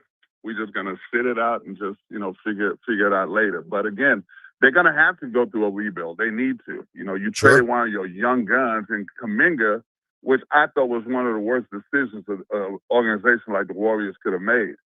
You never developed them. You never fully had confidence in him. And then you basically, you know, threw him away. And so that's not a good thing, especially for free agents looking at the Warriors now. It's going to be like, ooh, that's how they do their people. You know, you talk about Kuminga and you talk about that deal, and we look at the standings. Could you see Atlanta giving the Knicks a run for their money in this first round coming up? Yes. That's the headache for the Knicks, the Atlanta Hawks. Because they too athletic for them? Against them. They're very athletic. Maybe too athletic. You're right. That's what I mean. Because Jalen Johnson, an all-star, he's solid. I don't know who the Knicks have that can really match up with him. You know, if you put Bridges on him, okay, but I think he's way better than him. He's way better than Mikal Bridges. And so it's one of the situations where, I mean, he's going to get his. Then you bring in a veteran like C.J. McCollum, who's, I mean, really helped the Hawks. Yeah.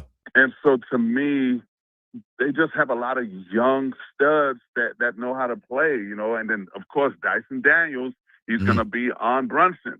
Yeah. And, you know, he's a defensive player of the year. And so to me, that's the matchup that the Knicks wanted to avoid, and that's the one they got.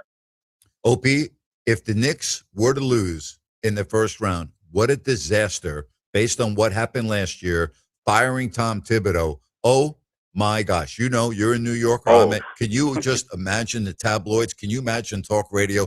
Can you imagine how painful that would be for Mike Brown if he still has a job, and James Dolan and oh, my gosh. If they get upset in this first round, oh, boy. Hey, Grant, I don't wish bad on no one, but I do have some popcorn ready. Oh, my God. Oh, yo. You know, I was thinking about this earlier today. You've played for a lot of different coaches. What makes a good NBA head coach? What qualities do you look for and you say, yeah, that's what like, for instance, if you were a general manager of a team and you were going to go out and hire a coach, what are the qualities that would be most important to you? A coach that demands respect. And I think we've lost that along the way because a lot of coaches that these teams are hiring, they're hiring because it's cost effective, not so much that it's going to change culture. If you don't respect your coach, it doesn't matter who he is. He's never going to have the locker room. I was fortunate enough to play for some of the most legendary coaches you can ever think of throughout my career. Jerry Sloan, Casey Jones, Bernie Bickerstaff, Don Chaney, Larry Brown. These coaches demand respect. You know, they may not, you know, they win games, they lose games and everything else, but the respect was always there. Now they hiring these 30-year-old guys with no experience, no resume, because they're friends of a friend. You expect these millionaires to respect them, and it's not happening. The one guy that's a one-off is Mark Dagnall. But that happened only because he already paid the price in the G League. And so he cut his teeth in the G League, well, the D League rather, And so he really came up, and once he got there to OKC, he had earned his stripes, and the players backed him because he had earned their respect. But a lot of these other young guys, it's not happening, and it's a rough thing for them because you got to have that, or else you cannot win. And respect can leave a locker room really quickly from a coach's perspective. He can lose a team in a hurry, right? I mean, that you've been through good situations, you've been through bad situations, and when it goes in a hurry. Oh, it goes. And I'll give you an example. And it happened with the legendary Jerry Sloan. That one situation with Darren Williams. Wow. And because I literally watched John Stockton look to the sideline. Hey, what do you want to run, Jerry? You know, that kind of thing. I watched John Stockton give so much respect to Jerry Sloan, Karl Malone, so much respect, Brian Russell, John Horn, everybody, all of us, we gave the respect. When Darrell Williams came in and had a disagreement, it was a public disagreement, which was something they never did in Utah. And rather than fight with Darren Williams, Jerry just said, I'm done. And that, to me, no one thinks about that, but to me, that was the beginning of the end for a lot of stuff within the NBA, because all of a sudden, you know, like a coach like Jerry Sloan could be driven out by a young player like that. It did not sit well with a lot of people. What you're saying is, especially with the size of the contracts and the amount of money that the players are making, they really are running the league, right? And coaches understand that. And where in the era that you played, maybe that coaching style and the way you can talk to your players and deal with your players, you can't do that anymore. Is that what you're saying? You cannot, exactly. You cannot do that anymore because the inmates are running the asylum. And so it doesn't happen anymore. They just make too much money. So everybody kowtown to the players and everything else. You know, they might do that fake, you know, stuff, anger and all that, or the suspension, but they know the players are running everything right now. And it's unfortunate because, I mean, there are some good coaches out there. There's been good coaches out there, but if you handcuff them, it's hard for them to do their job. You talked about Orlando, and I'm thinking that they're going to have a coaching vacancy. And I'm just wondering if Tom Thibodeau doesn't end up there. I'm looking at their defensive makeup. I'm looking at, you know, what he did in New York. And listen, there are a lot of critics of Tom Thibodeau. I get that. And there are some players that have not enjoyed playing for him, but I also look at results and what he did in New York. Could you see that being a good fit if there's an opening there in Orlando? Oh, definitely. Thibodeau, a young team is better suited for Thibodeau than a veteran team. And so to me, that's where I would find him. A place like Orlando would fit really well. And then it could be his makeup. And I think they'll benefit from that, you know. And again, Tom Thibodeau might rub some people the wrong way, but he is a results guy. Mm-hmm. You know, we saw it in Minnesota. We saw it in New York. In Chicago, he gets results. He knows how to coach. Yep. He just needs to, use 11, 12 guys. Sure. Yeah, he can't just use 8 guys. So we see rotation shorten up in the playoffs, but you thought it was to an extreme last year, correct? And they had injuries, so let's acknowledge that they were dealing with a lot of guys that were, you know, not able to play. And now there was talk in New York, was that because Tibbs ran him to death during the regular season, blah, blah, blah. But you're a big believer you have to use more players? You have to, especially the style of defense he plays. You know, yep. He puts a lot of pressure on guys. That wears you out. You know, I coach my teams to play a lot of defense. So I do rotations where, you know, especially like when I used to coach, I would tell my players, hey, man, the minute you put your hand up, you come out, all right? You can go back in when you're ready because we're exerting so much energy on defense. I know they're not going to do that in the NBA, but you got to have multiple players that are ready to play. Why have them on the bench and on the team if you don't have trust in them? And the Knicks, that's where the failure came, is that Thibodeau was so rigid. I'm going to play these 4, 5, 6, 7 guys, and that's it. I'm not going to budge no matter what, even if we're up 30 points, which they were last year. And he refused to take guys out, and they up 30. OP, talk to the fans about something you just said, because I think that there's a big misconnect because every coach during training camp always talks about defense. and then the games start, and the teams are giving up 130. So can you become OP, because you just said that's what you coach and that's important to you. Can you become a good defensive team if you don't have a lot of good individual defenders? Fans always ask me that question. You played, you coached, you can. Answer it. Yes, you can, Grant. Here's the reason. Players get lazy. Luka Doncic in Europe played defense. Luka Doncic, first 2 years in the NBA, played defense. All these guys play defense. All of a sudden, at some point in time, somebody's telling them, hey, man, you're exerting too much energy on defense. You need it for offense. And that's where the change begins. And I'll share this. Larry Brown was famous for this. He'll walk into first day of training camp, and when you look around, there's no basketball. It's like, okay, what are we going to do? Because the first day or so of training camp is going to be nothing but defense, defensive slides, running up and down, defensive slides, with no basketballs whatsoever. So you can teach defense. You can program, for lack of a better word, you can program the players to play defense. It's up to the coaches. But everybody keeps saying, well, defense wins championships, but offense sells tickets. And so that's where they're at right now. They want to be on, they want to be on, the highlights and everything else. So it's about scoring a lot of points. And the NBA wanted so much more offense that they were okay with relaxing the rules and blowing the whistle when guys were actually playing defense and calling them fouls. And so that you get dejected when you busting your butt to play defense and they're calling fouls on you. Well said. OP, I love it, man. Great stuff. I'll talk to you next Wednesday. Enjoy all the games. All right. Thank you. You too. All right. Take care. That's Olden Polynice. Good stuff right there. Village Financial Group. Very good stuff when it comes to real estate, buying a home, selling a home, home equity line of credit, right? Maybe right now, today, you're not in the market. That could change next week. It might change tomorrow. It could change next month.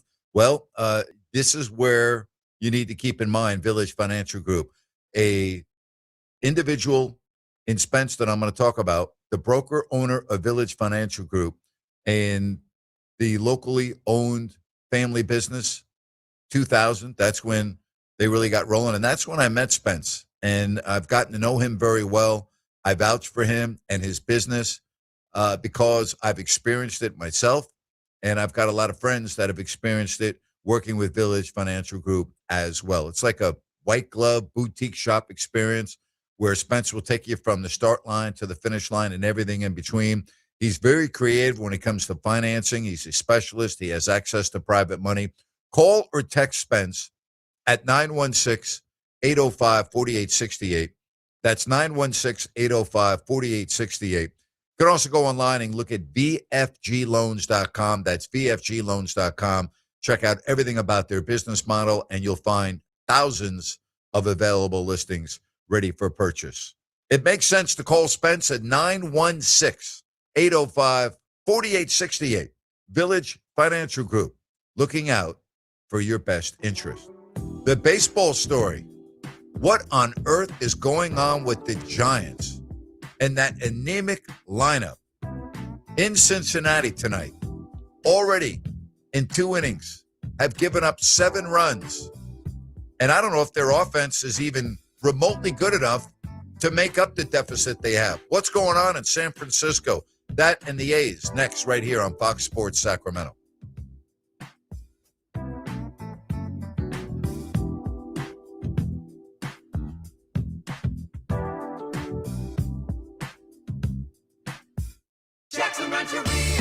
Let's go. Jax.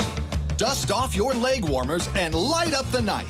It's time for our Bingo Glow Show, the 17th.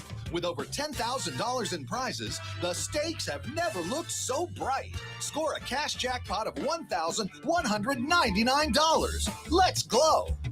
Let's go. Fire up those taste buds with a new kitchen gadget, a hot dog roller, cast iron fajita plate, or even a burger press with a cheese melting dome. Earn 1,000 points on your Dreamcatchers Club card, and you'll score that week's gift, Thursdays or Fridays, 10 a.m. to 10 p.m. Let's eat. Everybody knows Jackson's where you go. Jackson Retro Re-Up. Let's go. Let's go. Ignite your night with games and gifts at Jackson. Jackson Retro Re-Up. Let's go. Wouldn't it be great if life came with a remote control? You know, you could hit pause when you needed to, or hit rewind. Like that time you knocked down that wasp's nest. Uh-oh. Or that time you forgot to roll up your windows in the car wash. Fantastic. Yeah, a remote control would have come in handy then. Well, life doesn't always give you time to change the outcome, but prediabetes does. With early diagnosis and a few healthy changes like managing your weight, getting active, stopping smoking, and eating healthier, you can stop prediabetes before it leads to type 2 diabetes. It's easy to learn your risk. Take the 1-minute test today at doihaveprediabetes.org. Life doesn't come with a remote control. Yikes! So you're on your own with the wasps. You have the power to take control of prediabetes. Visit doihaveprediabetes.org today. That's doihaveprediabetes.org. Brought to you by the Ad Council and its prediabetes awareness partners.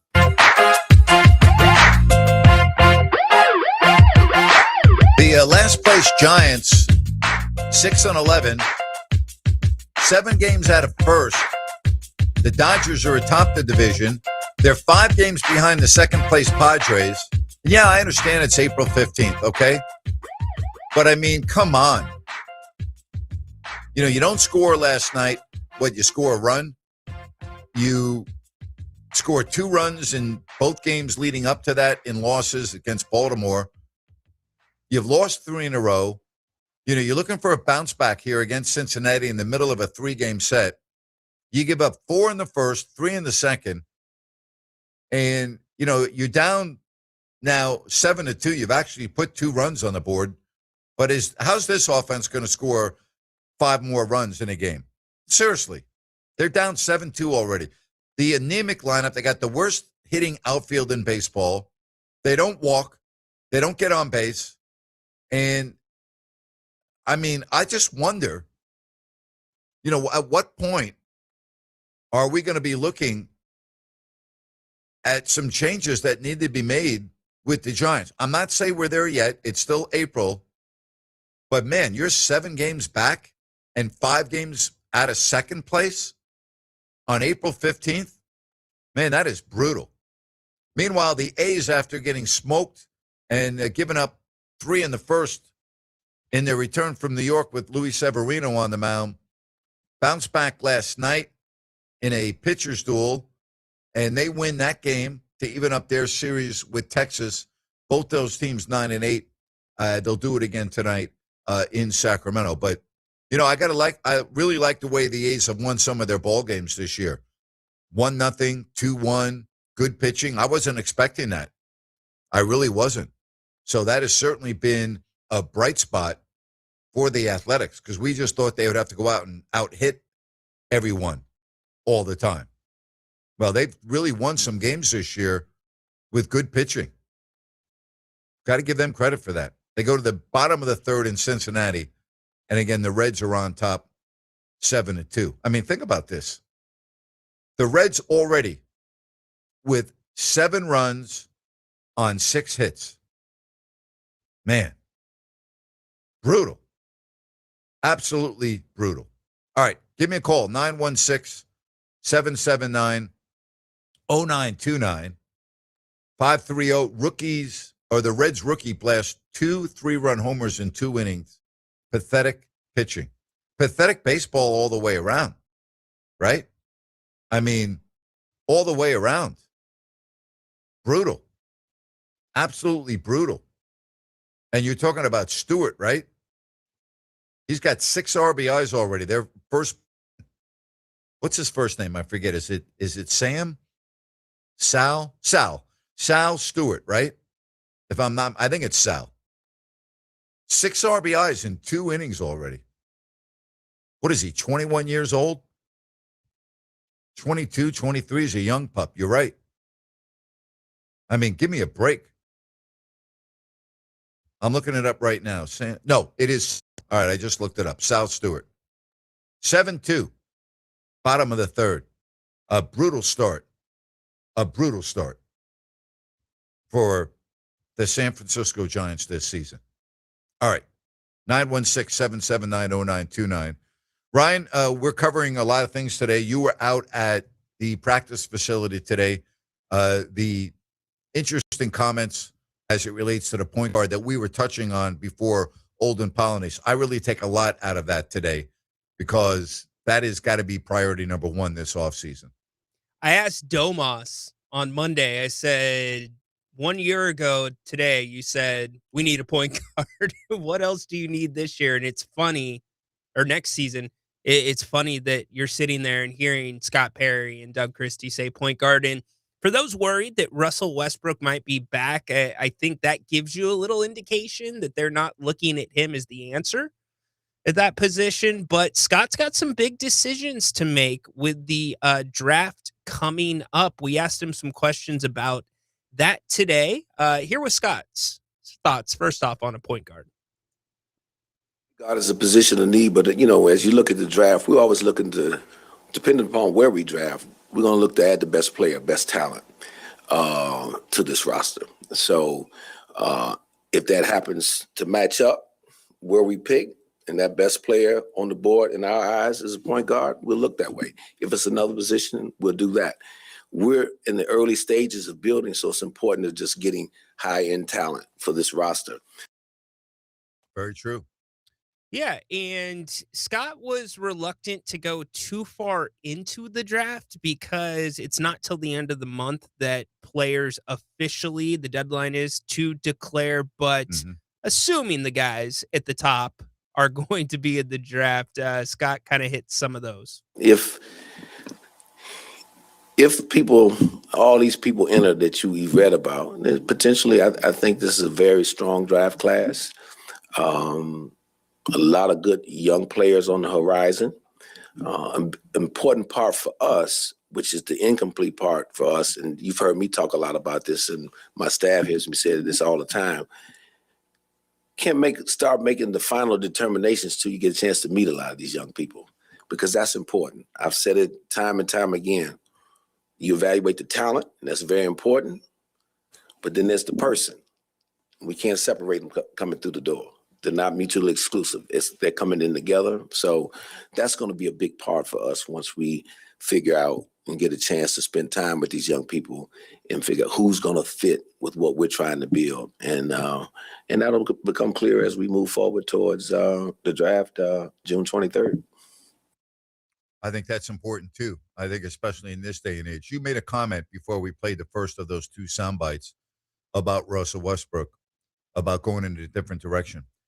If they don't, and for whatever reason, Russell Westbrook is the starting point guard at the beginning of next season, that will once again put a stamp on the dysfunction and the incompetency of this franchise. Okay? So, that can't happen. And I think the best way for that not to happen is not to have him on the roster. Yeah, I mean, it will scream Vivek Ranadive, and if you listen to this show regularly, we say this about Russ not because of who he is or how he plays. It's not the right time if you're going to play him like your star, because you're hurting the development of the other players. I did ask Scott today because he did have a strong draft last year, and one of the consistencies with that draft was they picked players that played 4 and 5 years in college and could step right onto the court. So I asked him, does the organization value one over the other versus players that are one and done? What you have seen in the NBA, probably at least over the past decade, is that at the top end of the draft, it's been more of the younger talent, less experienced, but analysts believe and the evaluators believe have the highest upside. As you get into the areas where we drafted Neek and Maxime, there's very highly productive players in college who have more experience and they have more maturity, not just in the game, but just, in life.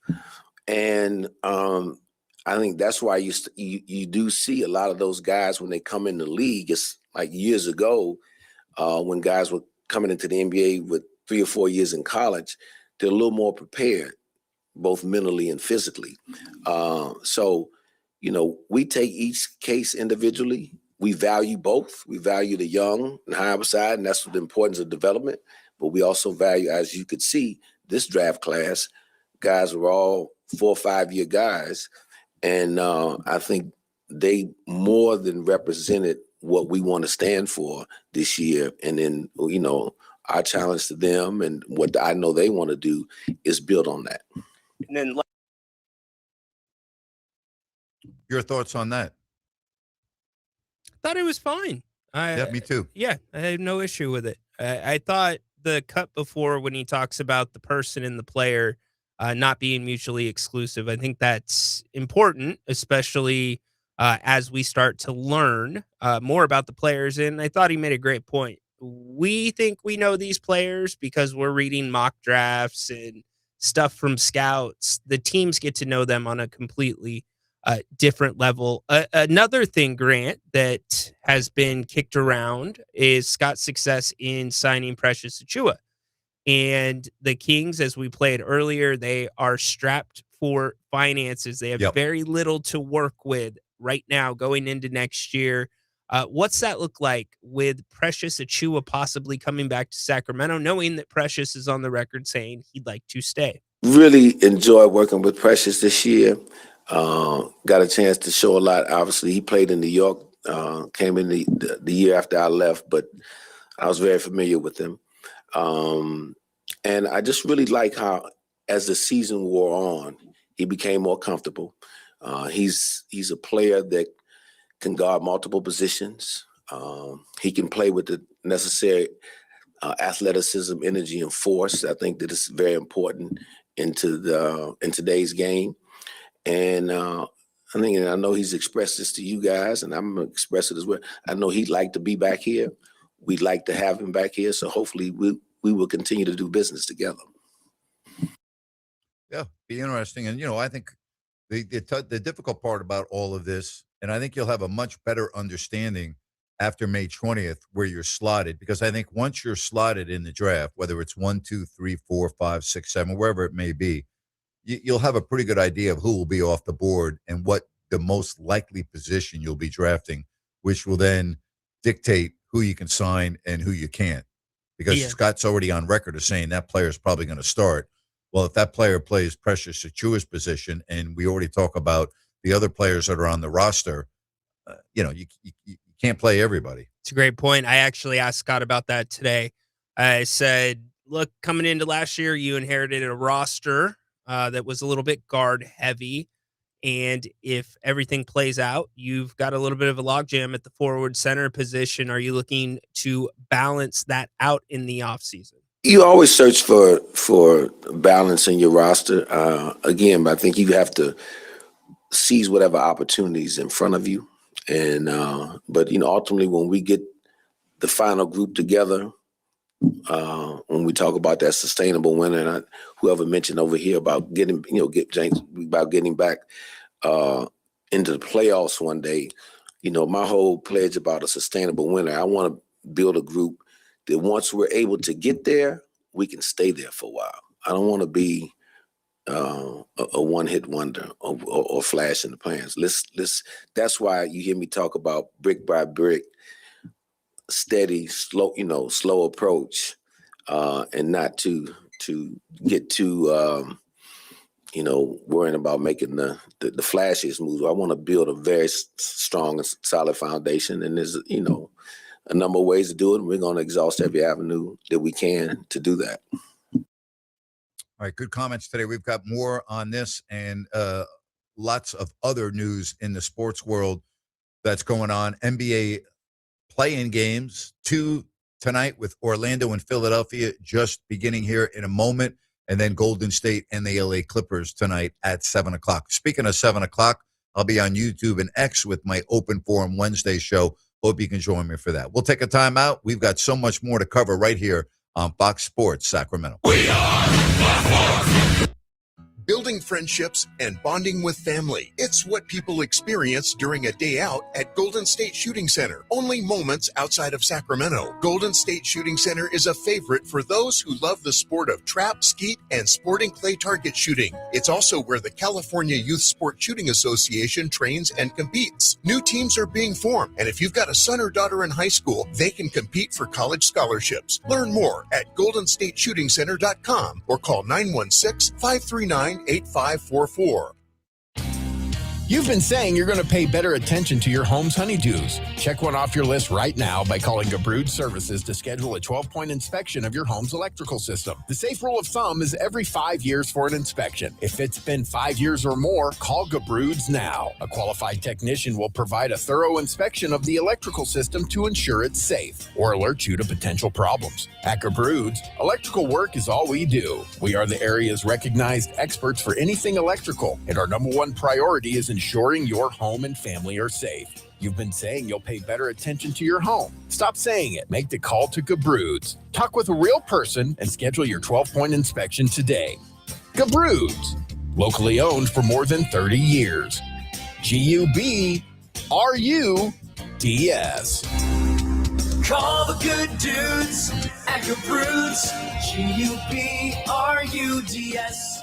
Gabrud's.com. Are you or do you know a veteran or a family in need of a heating or air conditioning unit?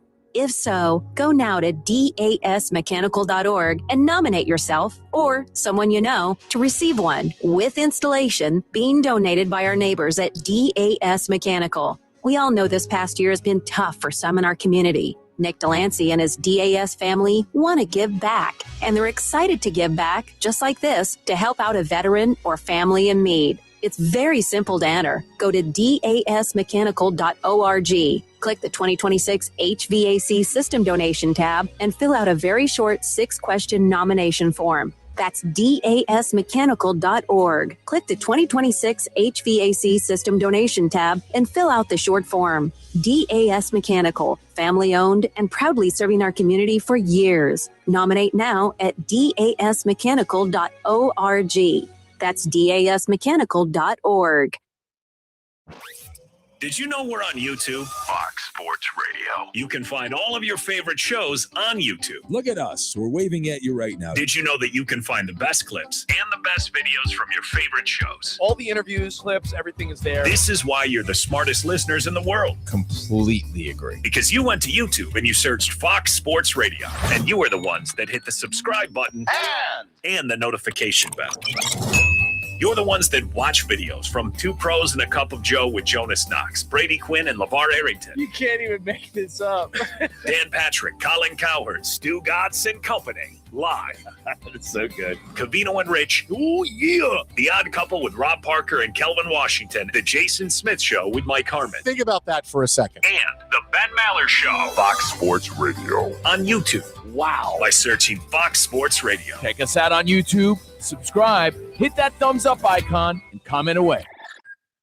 Brad Gazan on Atlanta United. We know everyone has a ritual, a habit we never skip to clear our minds and elevate our performance. But what do you do to keep your head in the game? Because being your best isn't just about taking care of your body. It's about taking care of your mind and mental health. Discover the resources you need to keep your mind focused and your mental health a priority. Find resources at georgia.loveyourmindtoday.org. Brought to you by the Huntsman Mental Health Institute, the Arthur M. Blank Family Foundation, and the Ad Council. Appreciate the phone calls and the messages at 916-779-0929 from the 916. In my opinion, the Hawks will beat the Knicks. They're a tough matchup, playing free as the underdog, plus Quinn Snyder is a better coach than Mike Brown. I'll tell you, if the Hawks can handle the Madison Square Garden atmosphere, which will be completely different for them, if they can win one of the first two games, the Knicks are going to have a lot of pressure on them because this is not an ideal matchup for the Knicks. So I don't disagree with that.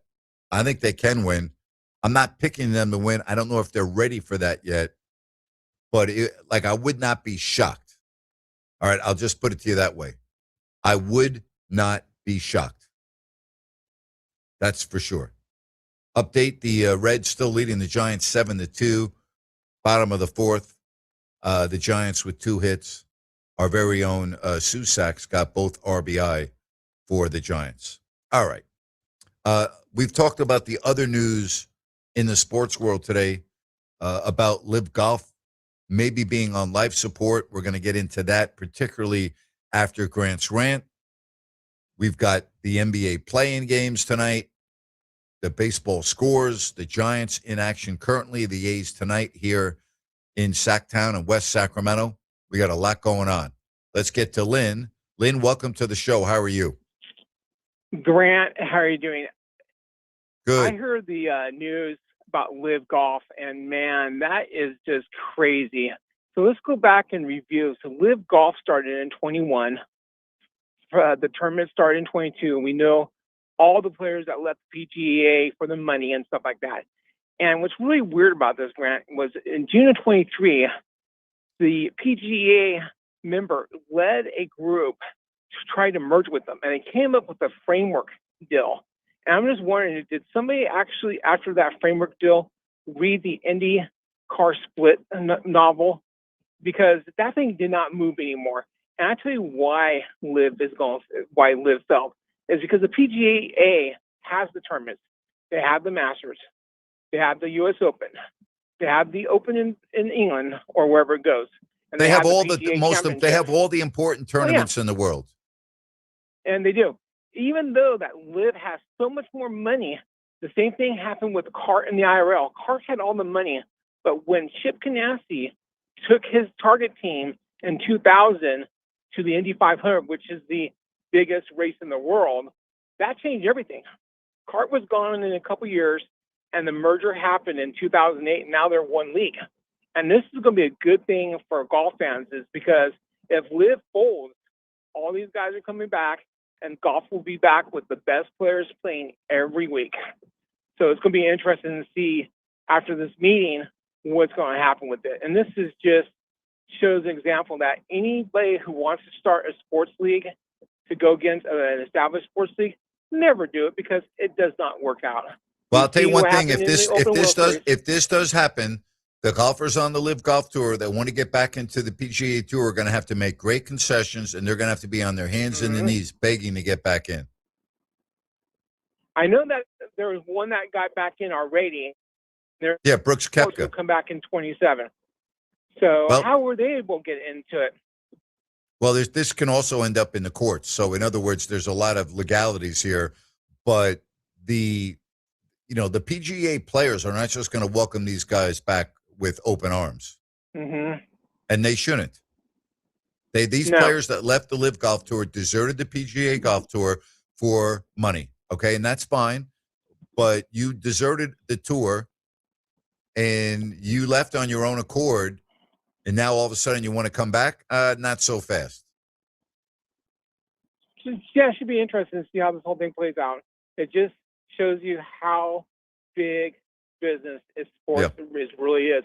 Sports is Brooks Koepka's in a different situation because he's won multiple majors and he's got all these exemptions on tour. So that's different from a player that doesn't have these exemptions. They're going to have to go to Q school. They're going to have to get their PGA card. Like they're going to have to. They are. They're not just going to get a free pass and come on back to tour. They're going to have to get their tour card. Should be interesting to see the results on that, Grant. So I had to just give the call in because I thought that was a very interesting story that you started to show off. Thank you, bud. Good night, Grant. Take care. Bye. All right. Bye-bye. We'll talk about it more in the third hour, but that's the PGA has made this very complicated by announcing that framework to merge with Live. Mm-hmm. That complicates this all the more. Yep. So we'll get into it. So Doug Christie today talked about the season, and I know you were not a huge fan of what we heard in training camp in regards to we're going to pick up 94 feet. A lot of those things that every team says that they want to do, that it's going to be a staple of their game. And as OP said, players sometimes get lazy. Not saying that was the case here in Sacramento. I just don't think he had enough of those guys. And he had to kind of pivot his approach. And he was asked when that pivot happened this season. No surprise, really, with his answer. the last 15 games, I think we were 6-9 in those 15. And when I look at it just visually, and that's part of it, like, how does it make you feel? And I thought that the ball movement on the offensive end, the player movement, the multiple efforts, the pickup point, in those times we were top 10, I believe, in offensive rebounds. So the crashing was there. There was a game when I believe we shot 44 threes. So those were created by paint touches. But the physicality on the defensive end and the pickup points are one of the things that stood out to me most. Like, are there points that we must continue to improve upon? Yes, but that is more stylistically what we want to see. And it was certainly more towards the time they pivoted to the young players. Doug said that one of the guys in the exit interviews said, "Coach, when are we going back to 94 feet?" So we'll see how that all shakes out. But I think, you know what I think? I think it's a bunch of crap. That's what I think it is. Okay, because when you play good teams, for the most part, you got blown off the floor. Let's talk about the last 15 games. All right, the defense that was better. You gave up 132 to San Antonio. You gave up 139 to Philadelphia. You beat Brooklyn 126 to 122. You lost to Charlotte 134 to 90. You lost to Orlando 121 to 117. You gave up 122 to Atlanta in a loss. You gave up 116 to Brooklyn in a loss and got outscored by 17. Then you beat Toronto, New Orleans. You gave up 138. You got blown out against the Clippers. You lost a close game at Golden State where you made a huge coaching blunder. Then you beat Golden State, and then you lost to Portland, giving up 122. I'm so tired of the nonsense. it's I'm not so tired. six of the 22 wins came in that period. Look at this. Look at the points allowed. Okay. Are you kidding me? Look at the teams you just played. Look at the teams I just talked about. You got to be kidding me. I don't get it. I don't understand that. Grant, what are you looking at here? Grant, this is a bad team. Yeah, it is a bad team, but don't come out and talk to me about, the last 15 games and the defense and this and that when you're giving up. Again, let me just read the numbers here real quick. 132, 139, 118, 122, 134, 121, 123, 116, 115, 113, 138, 110, 118, 122. Stop it. Stop it with the nonsense. We're thinking about, I'm talking about like a Bill Russell-led defensive team. Stop it with this nonsense. And because you beat a lot of bad teams down the stretch, I'm supposed to get all excited now that you're going to have a 4th or a 5th round pick and everything's great? Message to Kings fans. Everything is not great. All right. You got major problems across the board. And this is just nonsense. It's nonsense. Wake up. Wake up. Yes, Max Reynaud, a bright spot. Precious Achua, a bright spot. Dylan Cardwell, a bright spot. Neek looks like he can play. Stop right there. Keegan Murray, incomplete. I don't know if Keegan can play offensively. The guy hasn't done anything on offense since his rookie season. Nothing. He's been a huge disappointment on that end of the floor, period. Daquan Plowden. He's not going to be he's not part of the rotation next year. I mean, are you kidding me? You think he's playing on this roster next year? Where's he going to play? Might be. No, he's not. Well, then you're going to win 20 to 25 games. He's not part of the rotation next year. Let's have a real, serious, honest conversation about this. He might be on the roster. He might be your 11th man or your 12th man or your 13th. I could see that, and I'm fine with that. But, I mean, if you're talking about Plowden being one of your main guys, and by main guys, I'm talking about your top 8 or 9, you're not very good. Well, you mix in okay, I don't disagree with you in a lot of your arguments. I'm not drinking the purple Kool-Aid by any means, but there's arguments on both sides of the street. Let's put it that way.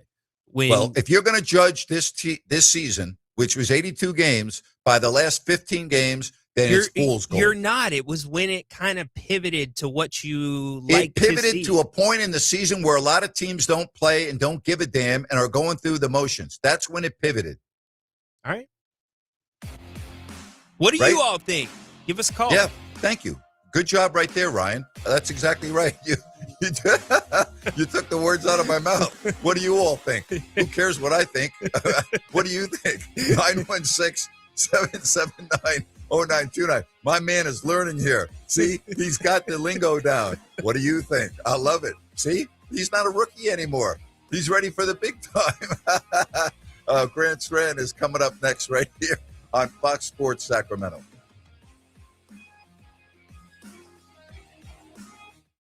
Investors, keep listening to learn how to get your free gold report. A currency crisis is upon us. The U.S. dollar has been the world's reserve currency for over 50 years, but that is changing. It's time to protect your retirement. Decades of reckless borrowing and spending have critically weakened the dollar. The U.S. has become the world's biggest debtor with over $35 trillion in debt. Plus, the dollar's become weaponized. Countries are dumping it. Investors who wait until it's too late could lose big. There is one safe haven: gold. Diversify your portfolio with a physical asset they can't take away. Call the Reagan Gold Group right now and ask for your free gold guide. Here's our number: 800-941-4184. 800-941-4184.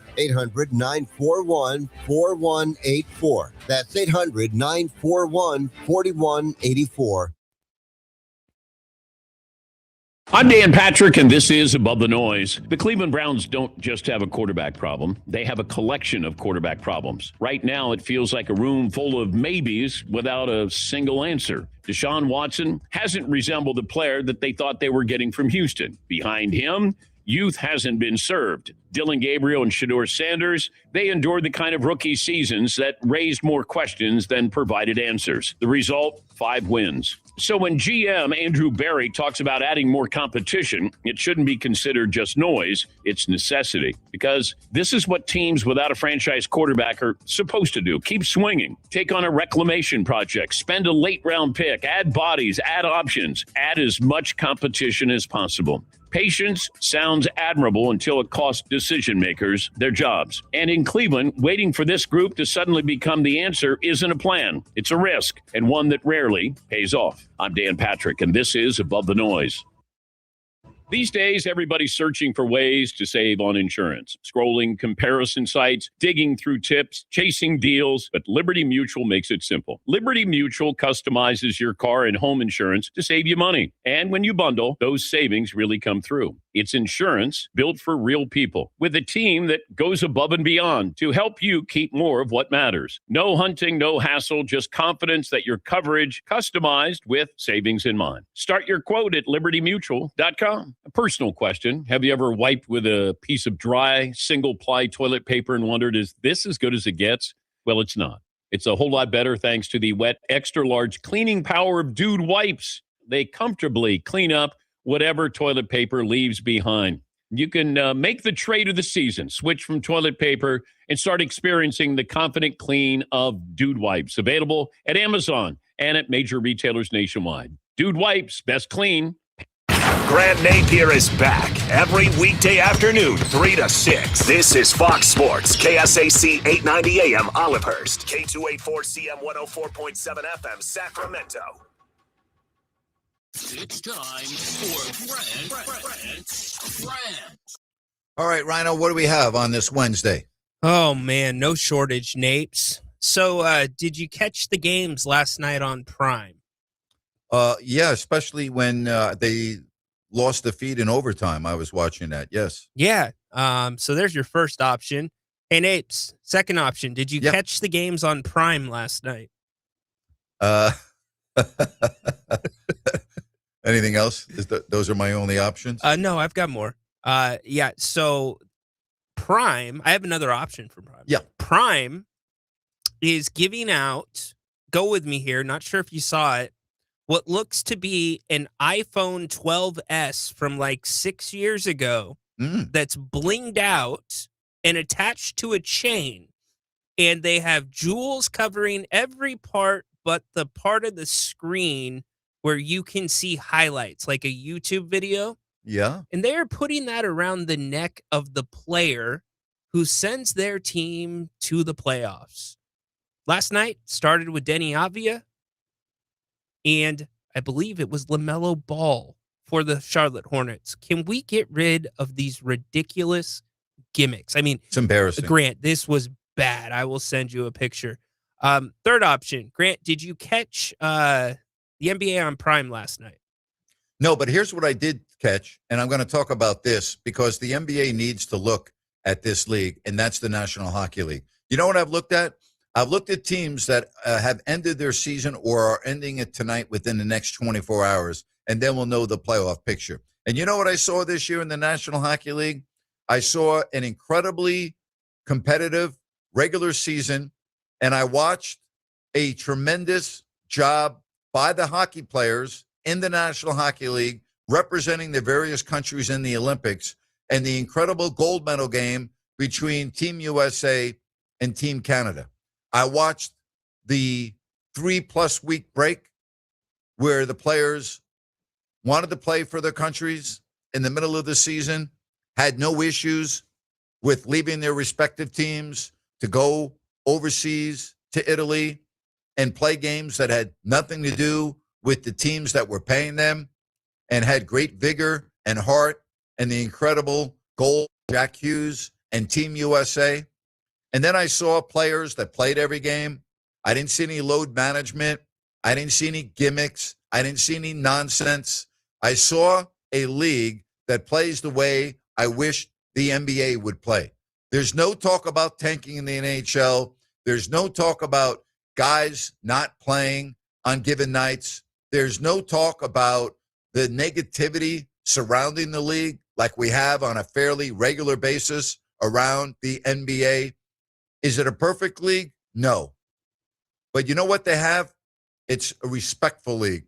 You saw it again 2 nights ago with Jonathan Quick playing his last game, the long-tenured goalie with a great career. And every member of the Florida Panthers waited on ice after the game for Quick to come out of the locker room so that they could give the congratulations. We saw it last year with Marc-Andre Fleury. We've seen it in the NHL where entire rosters, an entire bench of 20 players will wait on the ice to congratulate one person on a great career, a send-off, tradition, respect. What I love about the National Hockey League. And as we get ready to start the NHL playoffs this weekend, I, for one, will be watching every night. I'm not going to worry about who's playing and who's not. I'm not going to worry about minute restrictions. I'm not going to worry about complaining. I'm going to see hard-fought games that go back and forth. And at the end, I'm going to see a traditional handshake.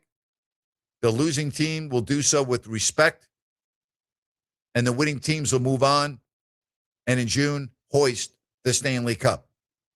That's what I love about the NHL. And I think the NBA, who watched the NHL a year ago with their Four Nations tournament during the All-Star break and decided, you know what, we're going to implement some of that into our NBA All-Star weekend, which I understand was better than it's been in years past. That might be a small step forward. But as Ryan just said, all these stupid gimmicks, the Vegas, this, when I mean Vegas, I'm talking about the in-season tournament, all the other nonsense. You know what? Get down to basics, would you please? Fix your game. Fix your game. That's what you need to do. Follow the model of the National Hockey League. That is my advice to you, and that's my rant for today. Question for you. Yes, sir. When you watch a playoff hockey game, does it sound like the commissioner, Gary Bettman, is sitting on the lap of the analyst? Expand on that, please. You didn't hear Stan Van Gundy last night about how Adam Silver should, he was just cheering. He was a little cheerleader for Adam Silver in the NBA. It's embarrassing. On the broadcast. It's embarrassing is what it is. Yeah, it was ridiculous. It's embarrassing. Mr. Woke, Stan Van Gundy. Is he? All right, let's. I didn't know my God. Let's get to Jay in Arden Hills. Hello, Jay. How are you? Hey, great show. I just wanted to give you kudos for. I'm a first-time caller, and I'm new to the Sacramento area, and I've been listening to you. I really love your analysis. I like the way you break it down. You're real with what you believe in, and I agree with you. I will mention that, I'm old school.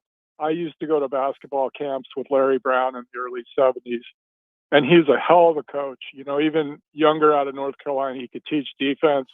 He took college teams, he took pro teams. And what I've observed over the years is it's the ownership.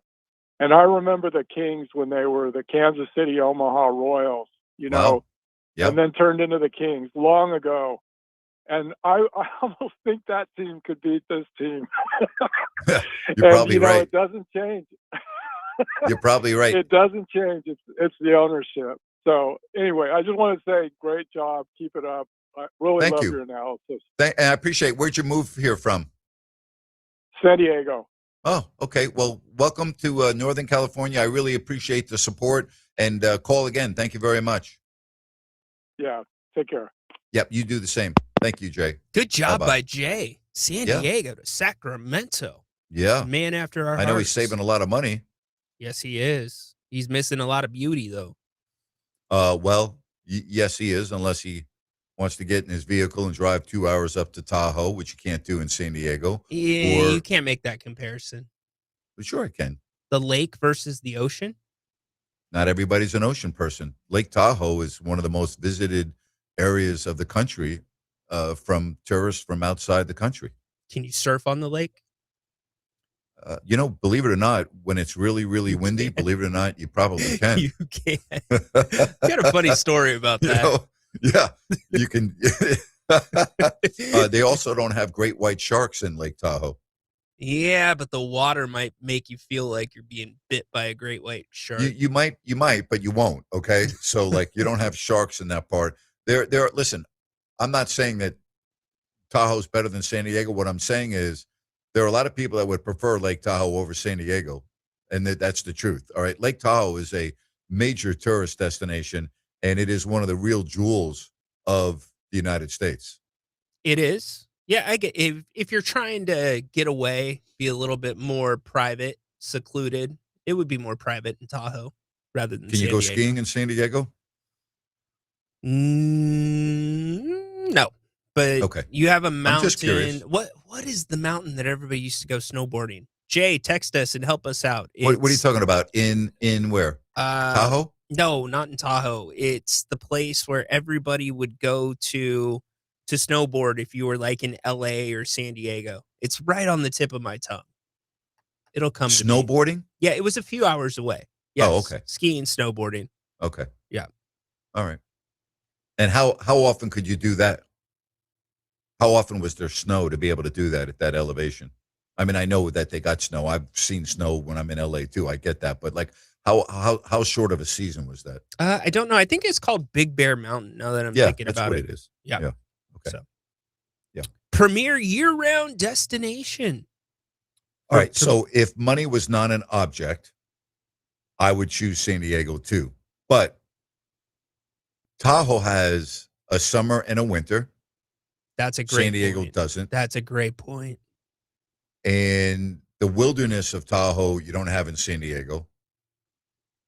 You don't have that aspect of it. There's a lot of things about Tahoe that San Diego doesn't have and vice versa. They're both great places. Let's just call it the way it is. Amen. Yeah, let's leave it at that for sure. I've spent plenty of time in both places. Love them both.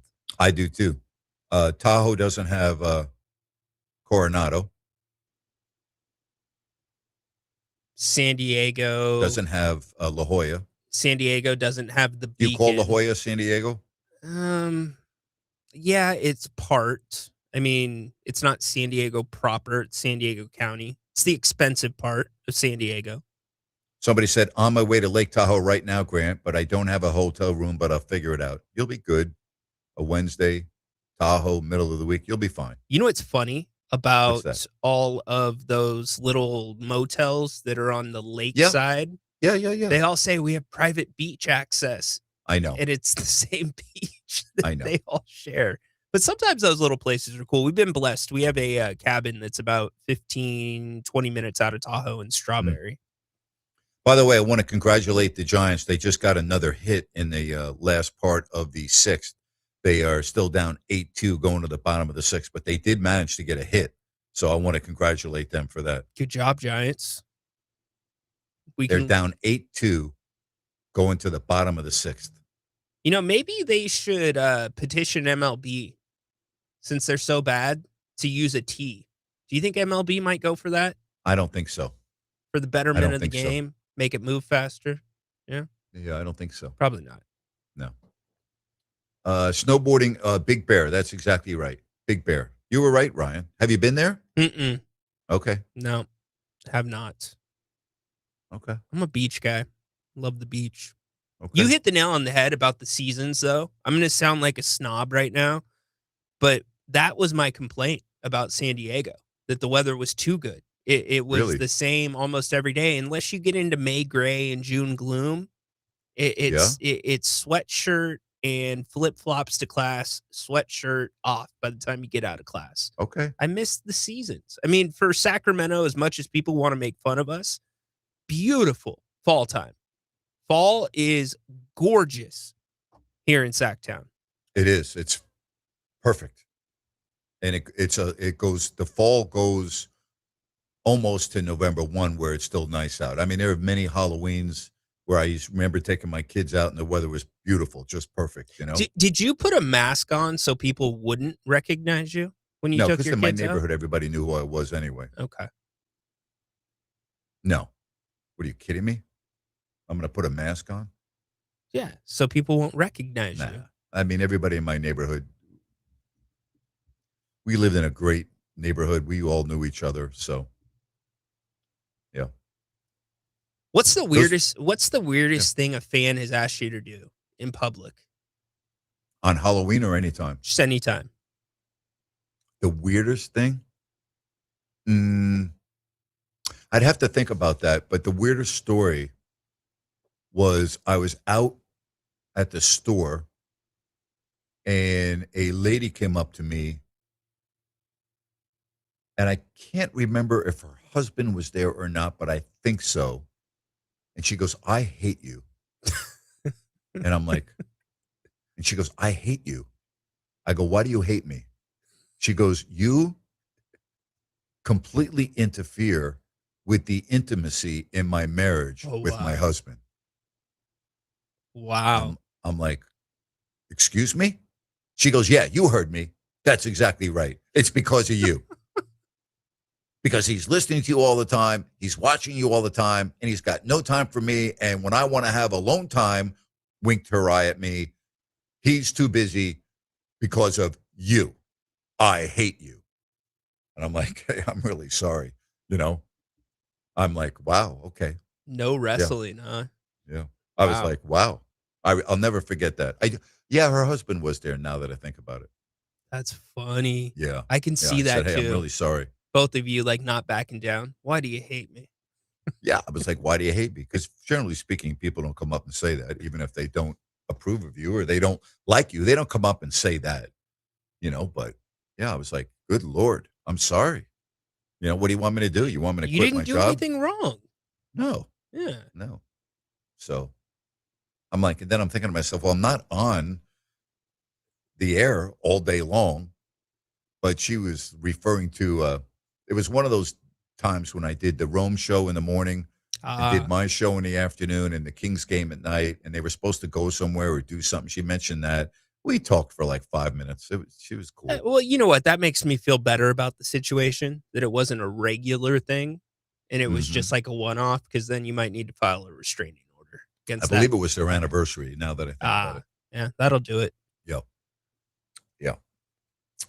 I'm like, well, I don't know what to tell you. But yeah, what's the weirdest thing, the strangest request?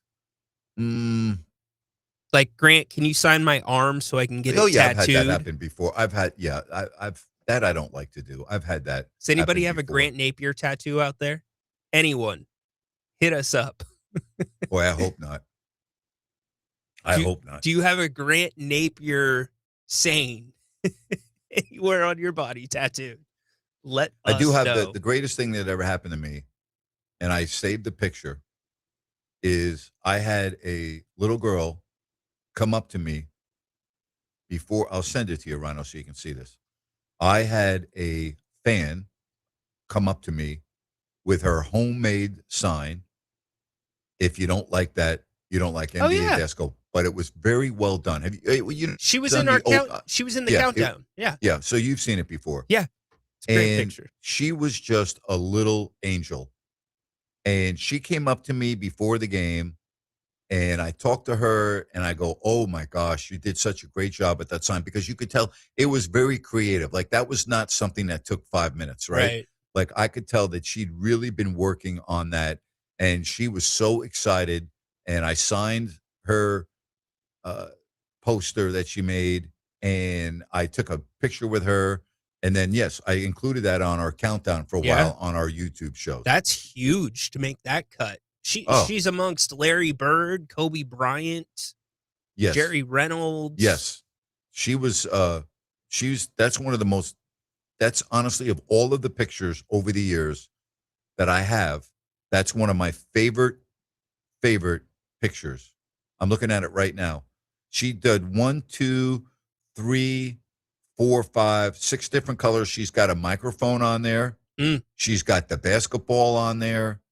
It is all the letters are different sizes. Right. That's what it Right. was. So it's very creative, and she's got just the best smile with the pig. I'm looking at it right now, courtside before the game, and that's one of my favorites that I always remember. That's pretty darn cool. Yeah. John Finch says, "Didn't some weirdo ask you to shave your head?" That was a bunch of weirdos, John Finch. By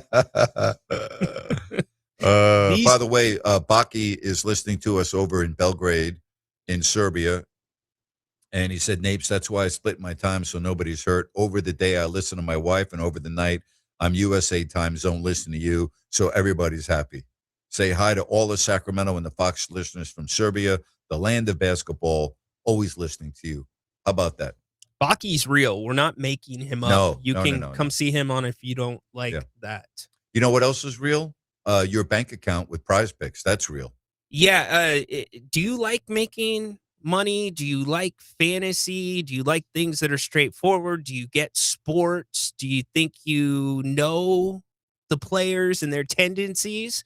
Join me on America's #1 daily fantasy site, Prize Picks. We're not making this up. Like last night, Grant, the Blazers hit, and then also our 3 projections on the first game hit as well. Go look, Rhino in Sacktown on Prize Picks. You can see all my picks there, what I'm doing. Follow me, I'll follow you back. Prize Picks is simple. All you do is you pick 2 to 6 players. You choose more or less on their stat projections. That's it. You can pick from over 100 different sports. You can mix and match sports. Also, you can do a flex play where one of your players might not make their stat prediction, and you can still make money. So download the Prize Picks app today using the code RYNO50, RYNO50, to get $50 in free play after your first $5 lineup. Win or lose, you'll see that $50 right there in your account. Like I said, follow me. Let's come have some fun. Let's come make some money. Prize Picks, pick, predict. Code RYNO50, RYNO50. Prize Picks. It's good to be right. You ready for this before we go to break? Yeah. On our text line, hello, Ryan and Grant. Yes, I have a tattoo on my lower back of Grant. Lower back? Yeah, let's go to break. Pixar, we'll be right it didn't back. happen. Yeah, but still, I'm like, uh-oh. Wow. Yeah. It's the All Things Legal Show, heard every Saturday morning from 8 to 9. Join your host, Craig Ashton, with an entertaining and eclectic view of all things legal. Saturday mornings from 8 to 9. Remember, for the best advice, don't think twice. Call Ashton and Price. Listen up, guys. Are you experiencing any of the following? Fatigue, less drive, poor performance? If so, you may be one of the nearly 30 million men in the U.S. today dealing with ED.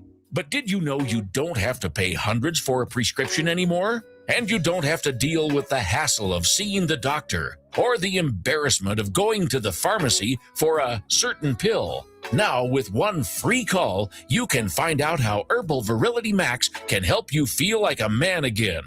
For over a decade, Herbal Virility Max has helped guys just like you put a smile back on their face with improved performance and drive. Call today and ask about our buy one, get one free offer. 800 690 8445. 800 690 8445. 800 690 8445. That's 800 690 8445. You love your land. During Kubota Orange Days, you'll love all the great deals.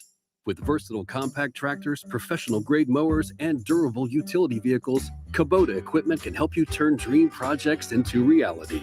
Kubota Orange Days is here, and so are the best deals of the year. Now through June 30th, get select compact tractors with 0% financing available or save up to $5,500. Sale ends soon. Go to KubotaOrangeDays.com or stop by your local dealer for more information. At the Y, strength means being together. Swimming, dancing, learning, lifting, or volunteering, to name a few.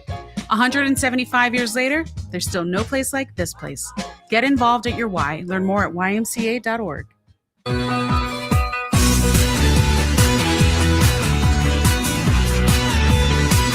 Picking you right up till 6 o'clock, right here on Fox Sports Sacramento. So if the Live Golf Tour ceases to exist, if the rumors are true, if the Live Golf Tour is in jeopardy, what happens? What then will be the next step, Ryan? And the legalities of a lot of these players that want to get back into the PGA, I would think, unless they have exemptions like the Brooks Koepkas of the world, they're going to have to go to Q school and they're going to have to earn their way back on. That's how they're going to do it. Well, let's talk about the legalities on both sides. Yeah. Could there be any claims for the players that are Live golfers against Live for breach of contract? You don't know what those look like, so they might be tied up over there. It really comes down to whether or not you want to play nice in the sandbox with the rest of the PGA players that did not leave. Brooks Koepka is a very good example of that. If you don't, then yeah, there could be legal action. Can the PGA really keep you off? Well, they can keep you off. You have to qualify to be on the PGA Tour. And when you left, you gave up your PGA card unless you have exemptions from winning majors like Brooks Koepka. So to come back on tour, you don't just walk right back on to the field of 125. You're going to have to qualify. But I think we're talking about a decent amount of golfers that have a decent amount of exception. Very good point. John Rahm, Dustin Johnson, great point. Bryson DeChambeau, great point. They would. And those are really and I hate to say this, those are the only golfers people really care about in terms of making golf whole again. I'm talking about the fans. Yeah, no, 100%. And actually, this really makes the PGA look like a loser. Why did you, if we want to take it a step further, alienate your members by saying we're going to merge with Live, we've got this framework, and then alienate your fan base? Because that was very controversial. Yeah. With where that money was coming, and I just think it's going to be something to track as we go along. But if, as you said, they qualify, they go through the proper steps, they're not going to be kept out. They can't legally. They can't. I don't see any way that they could, So yeah. I'm sure they could find ways to make it very uncomfortable. But my guess would be, would you meet me in the middle here and say they would come up with a framework similar? I don't know, maybe it would be on a scale depending on how much Live paid each player, sliding scale that would be what they need to give back to get back on the tour, much like Brooks. Well, I know one thing. If I'm the Scotty Schefflers of the world and I stuck through this when I could have left for, a pot of gold, and now all of a sudden they want to come back onto the tour, there better be some concessions. This is not going to go over well. Well, okay. Let me ask this question in a different way. The PGA Tour, do they need those players? Yes. As much as the players would want to be on tour? Because realistically speaking, it's the only show in town. They need them because the reality is right now, other than the four majors and the players in a select tournament here or there, a handful, a lot of these events aren't worth watching. So, yes, they do need the DeChambeaus. They do need the John Rahm. Yes, they do. The PGA Tour, especially with Tiger Woods being off the golf radar, they do need that influx. Yes, they do. And I think the people on the tour would recognize that as well. When But you're not going to just welcome them back with open arms. No. When we sit back, if this ends up happening and Live is no more, and we look at the worst or biggest fails trying to start a sports league, like I'll throw one out, the XFL. I think you've got to keep Live in that conversation. I don't understand what you mean about the XFL. Help me out here. I'm trying to follow you. The XFL was, conveniently enough, a football league founded by Vince McMahon in the WWE, and it flopped on its face after a season, right? So name me a league that hasn't flopped on its face trying to be a professional football league outside of the NFL. That's a good point. It's a good They all point. do. Okay, well, like you, I know there's parts of arena football out there. It's nothing like it was before. I guess what I'm saying is Live was, to me, a complete failure. Like, everything they tried to do, you couldn't find where it was at. The format was trash. You had good players, but you had nothing else. Arena football is not football to me, and I covered arena football, and I was an announcer for 15 years, and I loved it, but I can't. That's not an example because that's not really football. That's a gimmick football league played indoors with different rules, different players in terms of the amount of players on the field. You can't really. That's not field football. I can't put that in the same category of the World League and the XFL and the USFL and all of that. All these other leagues have failed. But some failed just because you can't compete with the NFL, and others failed because it was just silly and outlandish, like the XFL. They all failed because this country, as much as they love football, don't want another professional football league. That's why it failed. They tried to play in the spring. Then they tried to play in the summer. Then they tried to. The reality is the American public has spoken. They're not going to follow another professional football league. It's been done time and time and time again, and they've spoken. They're not going to do it. I thought they're done. They're not watching professional football if it's not the National Football League. And I know this is or was the NFL, but I thought NFL Europe was a really good idea, almost like a G League feeder to the NFL. I wish they still had that around. It's really, but a good idea for whom? The people in America didn't care about that. No, but it improved the football product, I think, to a degree, because you had better, more prepared players coming into the league as an alternative from college. Boy, I don't know. You think so? There's a decent amount of guys that played in NFL Europe that ended up being really good players. Could be wrong. All right. I don't remember it that way, but you might be right. You might be right. The deal is, again, we get back down to the basics. The basics is the American football fan, okay, wants the National Football League and they want their college football, and that's it, okay? They don't want anything other than that. By the way, the Giants just left the bases loaded in the top of the seventh. They only score one run, and they're down 8-3 going into the bottom of the seventh. They don't want another league. They're done. It's been tried time and time and time again. There's not a market for it. There just isn't. How much of that is because they have Sunday just dominated? It's like a staple in your life if you're a football fan from, late summer until the start of the new year. Like, is that just like when you want your football? Yes. People don't want football in the spring. It's been tried. They're into golf. They're into baseball. They're not staying inside and watching football because it's too cold. The weather has changed, right? They're on family vacations. They're doing this. They're doing that. Even the gambling aspect has not helped these leagues. Spot on. So I just don't see it. It's a great point. I don't see it. I don't see it. What do you think? Who are you picking tonight in the Warriors-Clippers game? I may have asked you this yesterday. I can't remember. Who are you picking? Oh, man, it's a great question.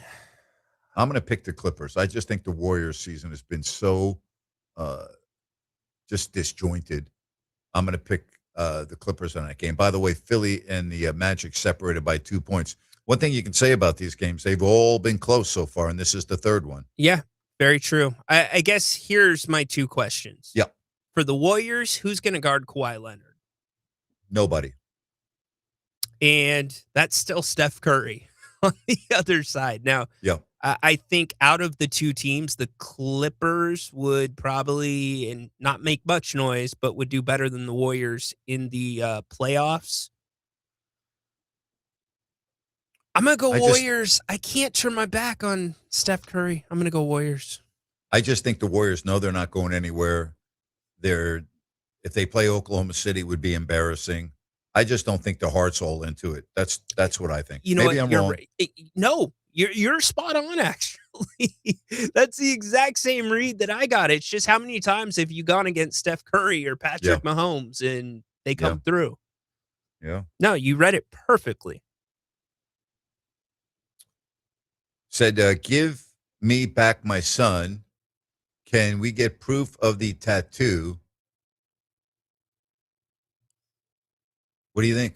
Well, I'm not going to say any names, Brian Cardicelli, but we have ways of tracking some people that text us. So Pixar didn't happen, Brian. Yeah. Then he said Lynn had to get some Rome into the show. So, can we get proof of the tattoo? Pretty simple to do, right? Yeah, I know Brian. He's joking around. Okay. Lynn, I retract what I said. If you come prepared with the content like that, the way it was rolling, I think you might have a spot. You might catch on in the jungle. Your delivery is unique. Is that Lynn. right? I'm not saying like catch on, but I think he would get a decent amount of reaction for a first time call. All right. Because of his pacing, the way Lynn sounds. Yeah. So give it a shot, Lynn. I like it. All right. Are you going to the game tonight? If you're heading out to West Sac, let me know. The A's and the Rangers, as they've split the first two games. This is a 4-game set. The pitchers duel last night, both those teams tied for first in the American League West. As I said, the Giants losing by the score of 8-3. They do have 7 hits, but they just left the bases full in the top half of the seventh inning. They are off to a dreadful start, looking for something to get going here with the Reds up by 5. Only 6 outs left in this game for the Giants. NBA, the play-in games, as we said, Charlotte winning last night.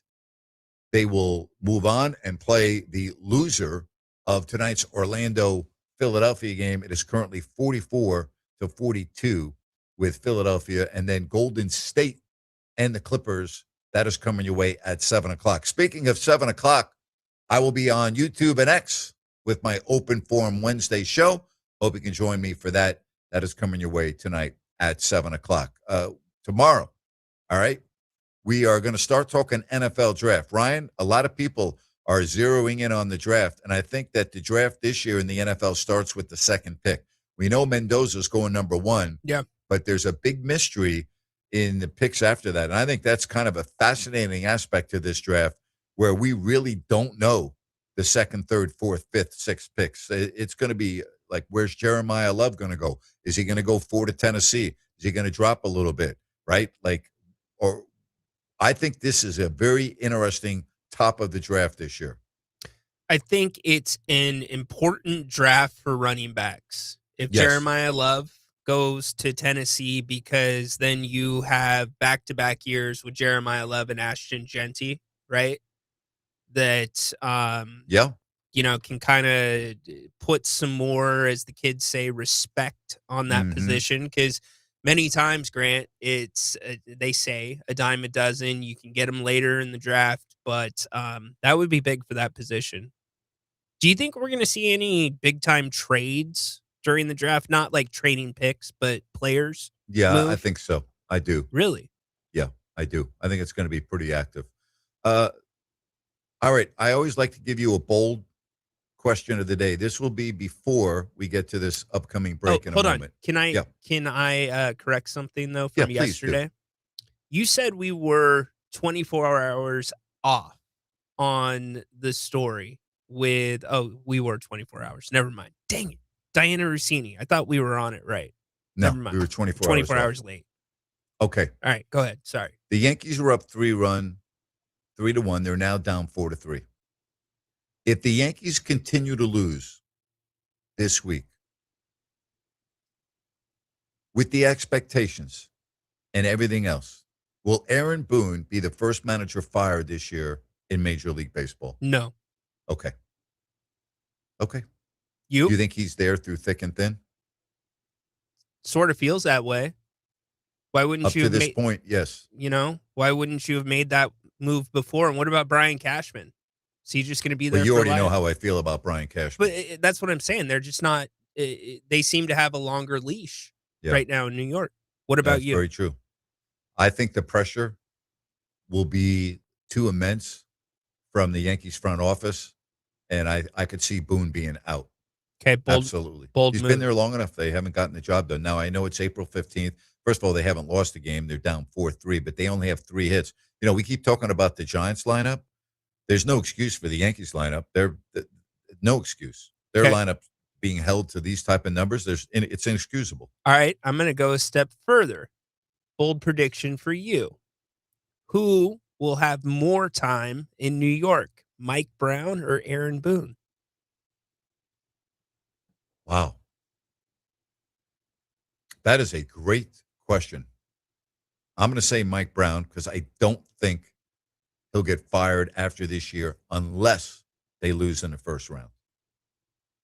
Is that going to piss Tibbs off? Tibbs is fine. Tibbs is going to get the job in Orlando. You watch. And then he'll go in and spank New York next year. You called it. I like it. All right. We will come back. We have one segment left. 916-779-0929. The Grant Napear Show on Fox Sports Sacramento.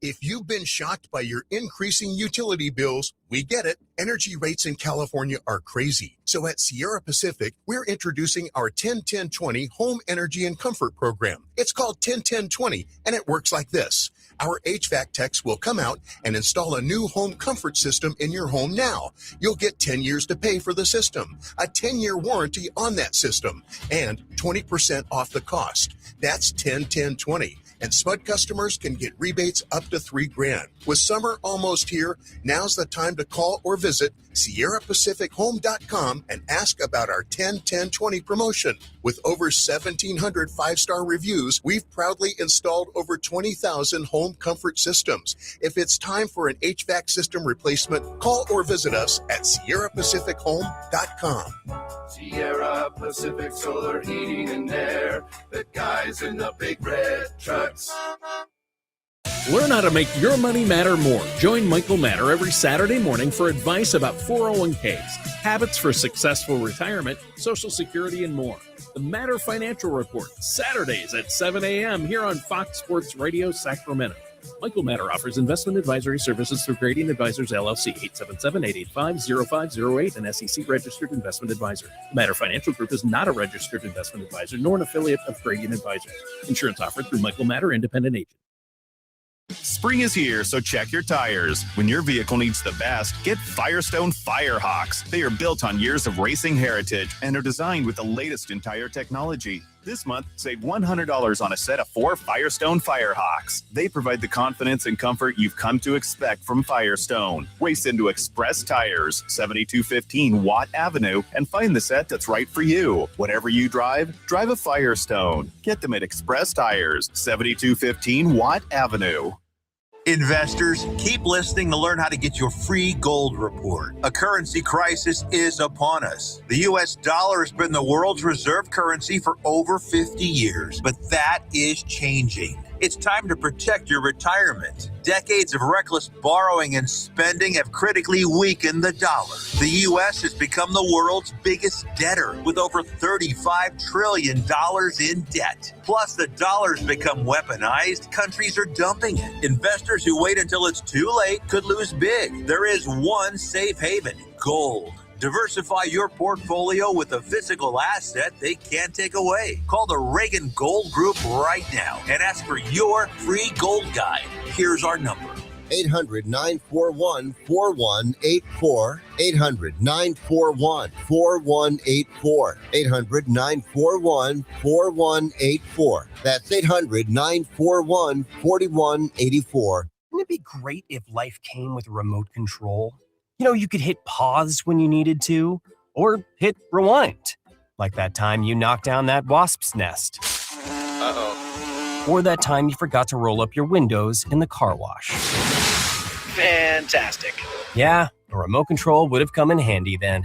Well, life doesn't always give you time to change the outcome, but prediabetes does. With early diagnosis and a few healthy changes like managing your weight, getting active, stopping smoking, and eating healthier, you can stop prediabetes before it leads to type 2 diabetes. It's easy to learn your risk. Take the 1-minute test today at doihaveprediabetes.org. Life doesn't come with a remote control. Yikes! So you're on your own with the wasps. You have the power to take control of prediabetes. Visit doihaveprediabetes.org today. That's doihaveprediabetes.org. Brought to you by the Ad Council and its prediabetes awareness partners.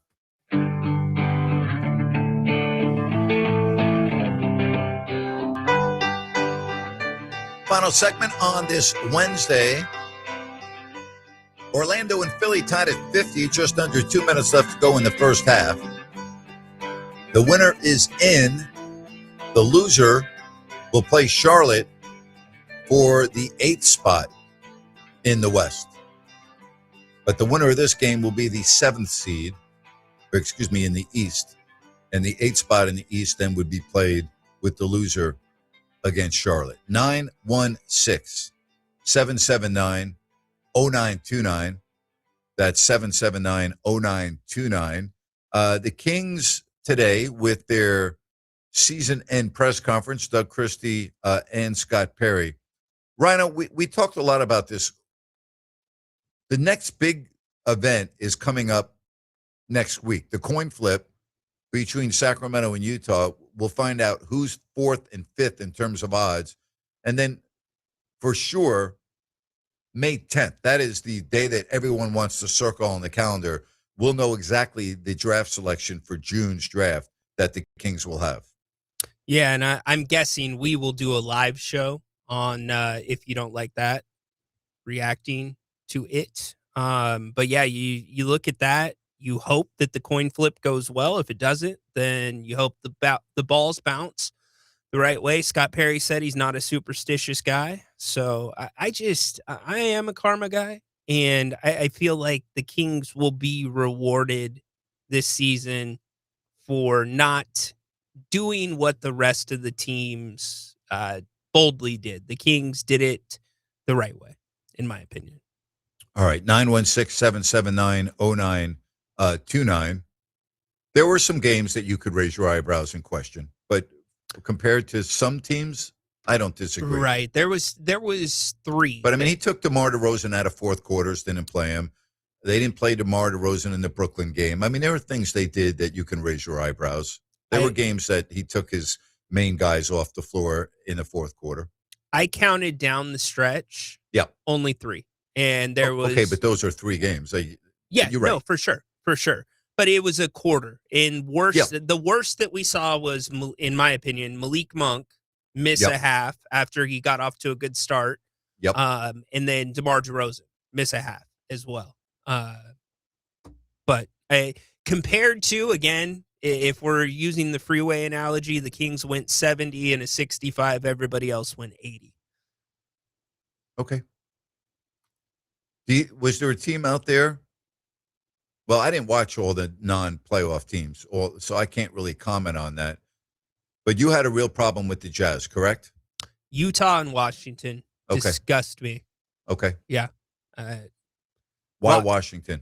Washington, well, you could easily point at the Trae Young and Anthony Davis stuff and them not playing, because Trae Young was the first shoe to drop, like right before free agency or the trade deadline really started heating up. I thought Washington, many games, did not play combinations that would have produced a better result. And I'm not sitting here as a guy that's a basketball junkie digging into the analytics, coming up with that. That's what my eyes told me. And in Utah's case, they had a team that could have been competing in the play-in very easily, and they just decided to send guys for surgery, sit them. Was what it was. Can you imagine if they get the number 1 pick? It's going to be a bad day for Adam Silver. Yeah. It is. Washington's not great either, but it's going to be a bad day. Hey, you know who we have not talked about is Portland. How about them last night? Wow. Yeah, how about them? They were down 11 in the fourth. That was fun to watch, wasn't it? How about Portland? Welcome to the next level, Denny Avia. Holy moly. Well, he took over the game. He had 41 points. He realized that they were not going to give him a whistle, and he just put his head down and he finished. It was incredible. They got some good minutes from some of the Jeremy Grant was hitting some shots. Happy for Portland getting back in the playoffs this soon, but they do lose that draft pick that was protected now that they are the 7th seed. That's right. But they're I can't see them beating San Antonio, but it'll be interesting to see if they can win a game or two. Yeah, absolutely. You're going to have to probably deploy the fronting strategy with Wemby, where you front him at the free throw line. Yeah. But that might get you a game or two. I just know that growing up at Arco Arena and being in that atmosphere, when I look at other fan bases, there's only a few of them that I say, oh, you know what? They get it. And Portland's one of them where like when Dame would hit those game winners, right? Yeah. The Thunder were one of them back in the day. And then Indiana as well. But, I'm happy for fan bases like that. I'm with you on that. I'm with you. Giants leave 2 more on. They had 1st and 2nd with 1 out, couldn't score, and they go into the bottom of the 8th, trailing in that game 8-3. They're at halftime in Philadelphia, and the Sixers lead 59-55 over the Orlando Magic. Coming up at 7 o'clock, the Warriors and the Clippers. Hey, Village Financial Group. I talk about them every day, and for good reason, because of what they are able to do for you in the real estate market. Kind of like a white glove boutique shop experience. Spencer, who is the owner broker of Village Financial Group and has been doing this for a long time. They opened up their family-run business in the year 2000. I've known Spence since then. Maybe you're buying a home, maybe you're selling a home, or you're planning on that. You're trying to put your ducks in a row, maybe looking at taking some of the equity out of your home. Who do you have working for you? Do you trust that person? Does that person really have a lot of experience and is very good at what they do? Are they a financing specialist like Spence? Do they have access to private money like Spence? Spence is awesome. Give him a call or text him at 916-805-4868. That's 916-805-4868. You can also go on their website, vfgloans.com. That's vfgloans.com. You can check out thousands of available listings for purchase. It makes sense to call Spence at 916-805-4868. Village Financial Group, looking out for your best interest. You know, when you read into numbers at a half, right? So if you look at the Orlando Magic, Desmond Bane in a brilliant first half, Ryan, 19 points on only 8 shots. Really okay? good. Yeah. You look at Philadelphia, and you look at their first experience in the playoffs for VJ Edgecombe, kind of like what we saw last night from Con Knipple. I think, and this isn't the playoff, but it's a big game. It's not the regular season. It's not the playoff, but it's their first experience playing in a game of this magnitude. And very often you'll see the rooks struggle a little bit, and I think we're seeing that with VJ Edgecombe. But there's Tyrese Maxey had 16 points, although he had to use 12 shots, but he did have 16. Who's in the driver's seat right now? Forget about the score. I know it's 59-55. Based on the players that played in the first half and their numbers, Paul George had 11 points on 8 shots. Boncaro had 13 points, but he had to take 12 shots. Who do you think's in the best position to win this game right now? I think Orlando is.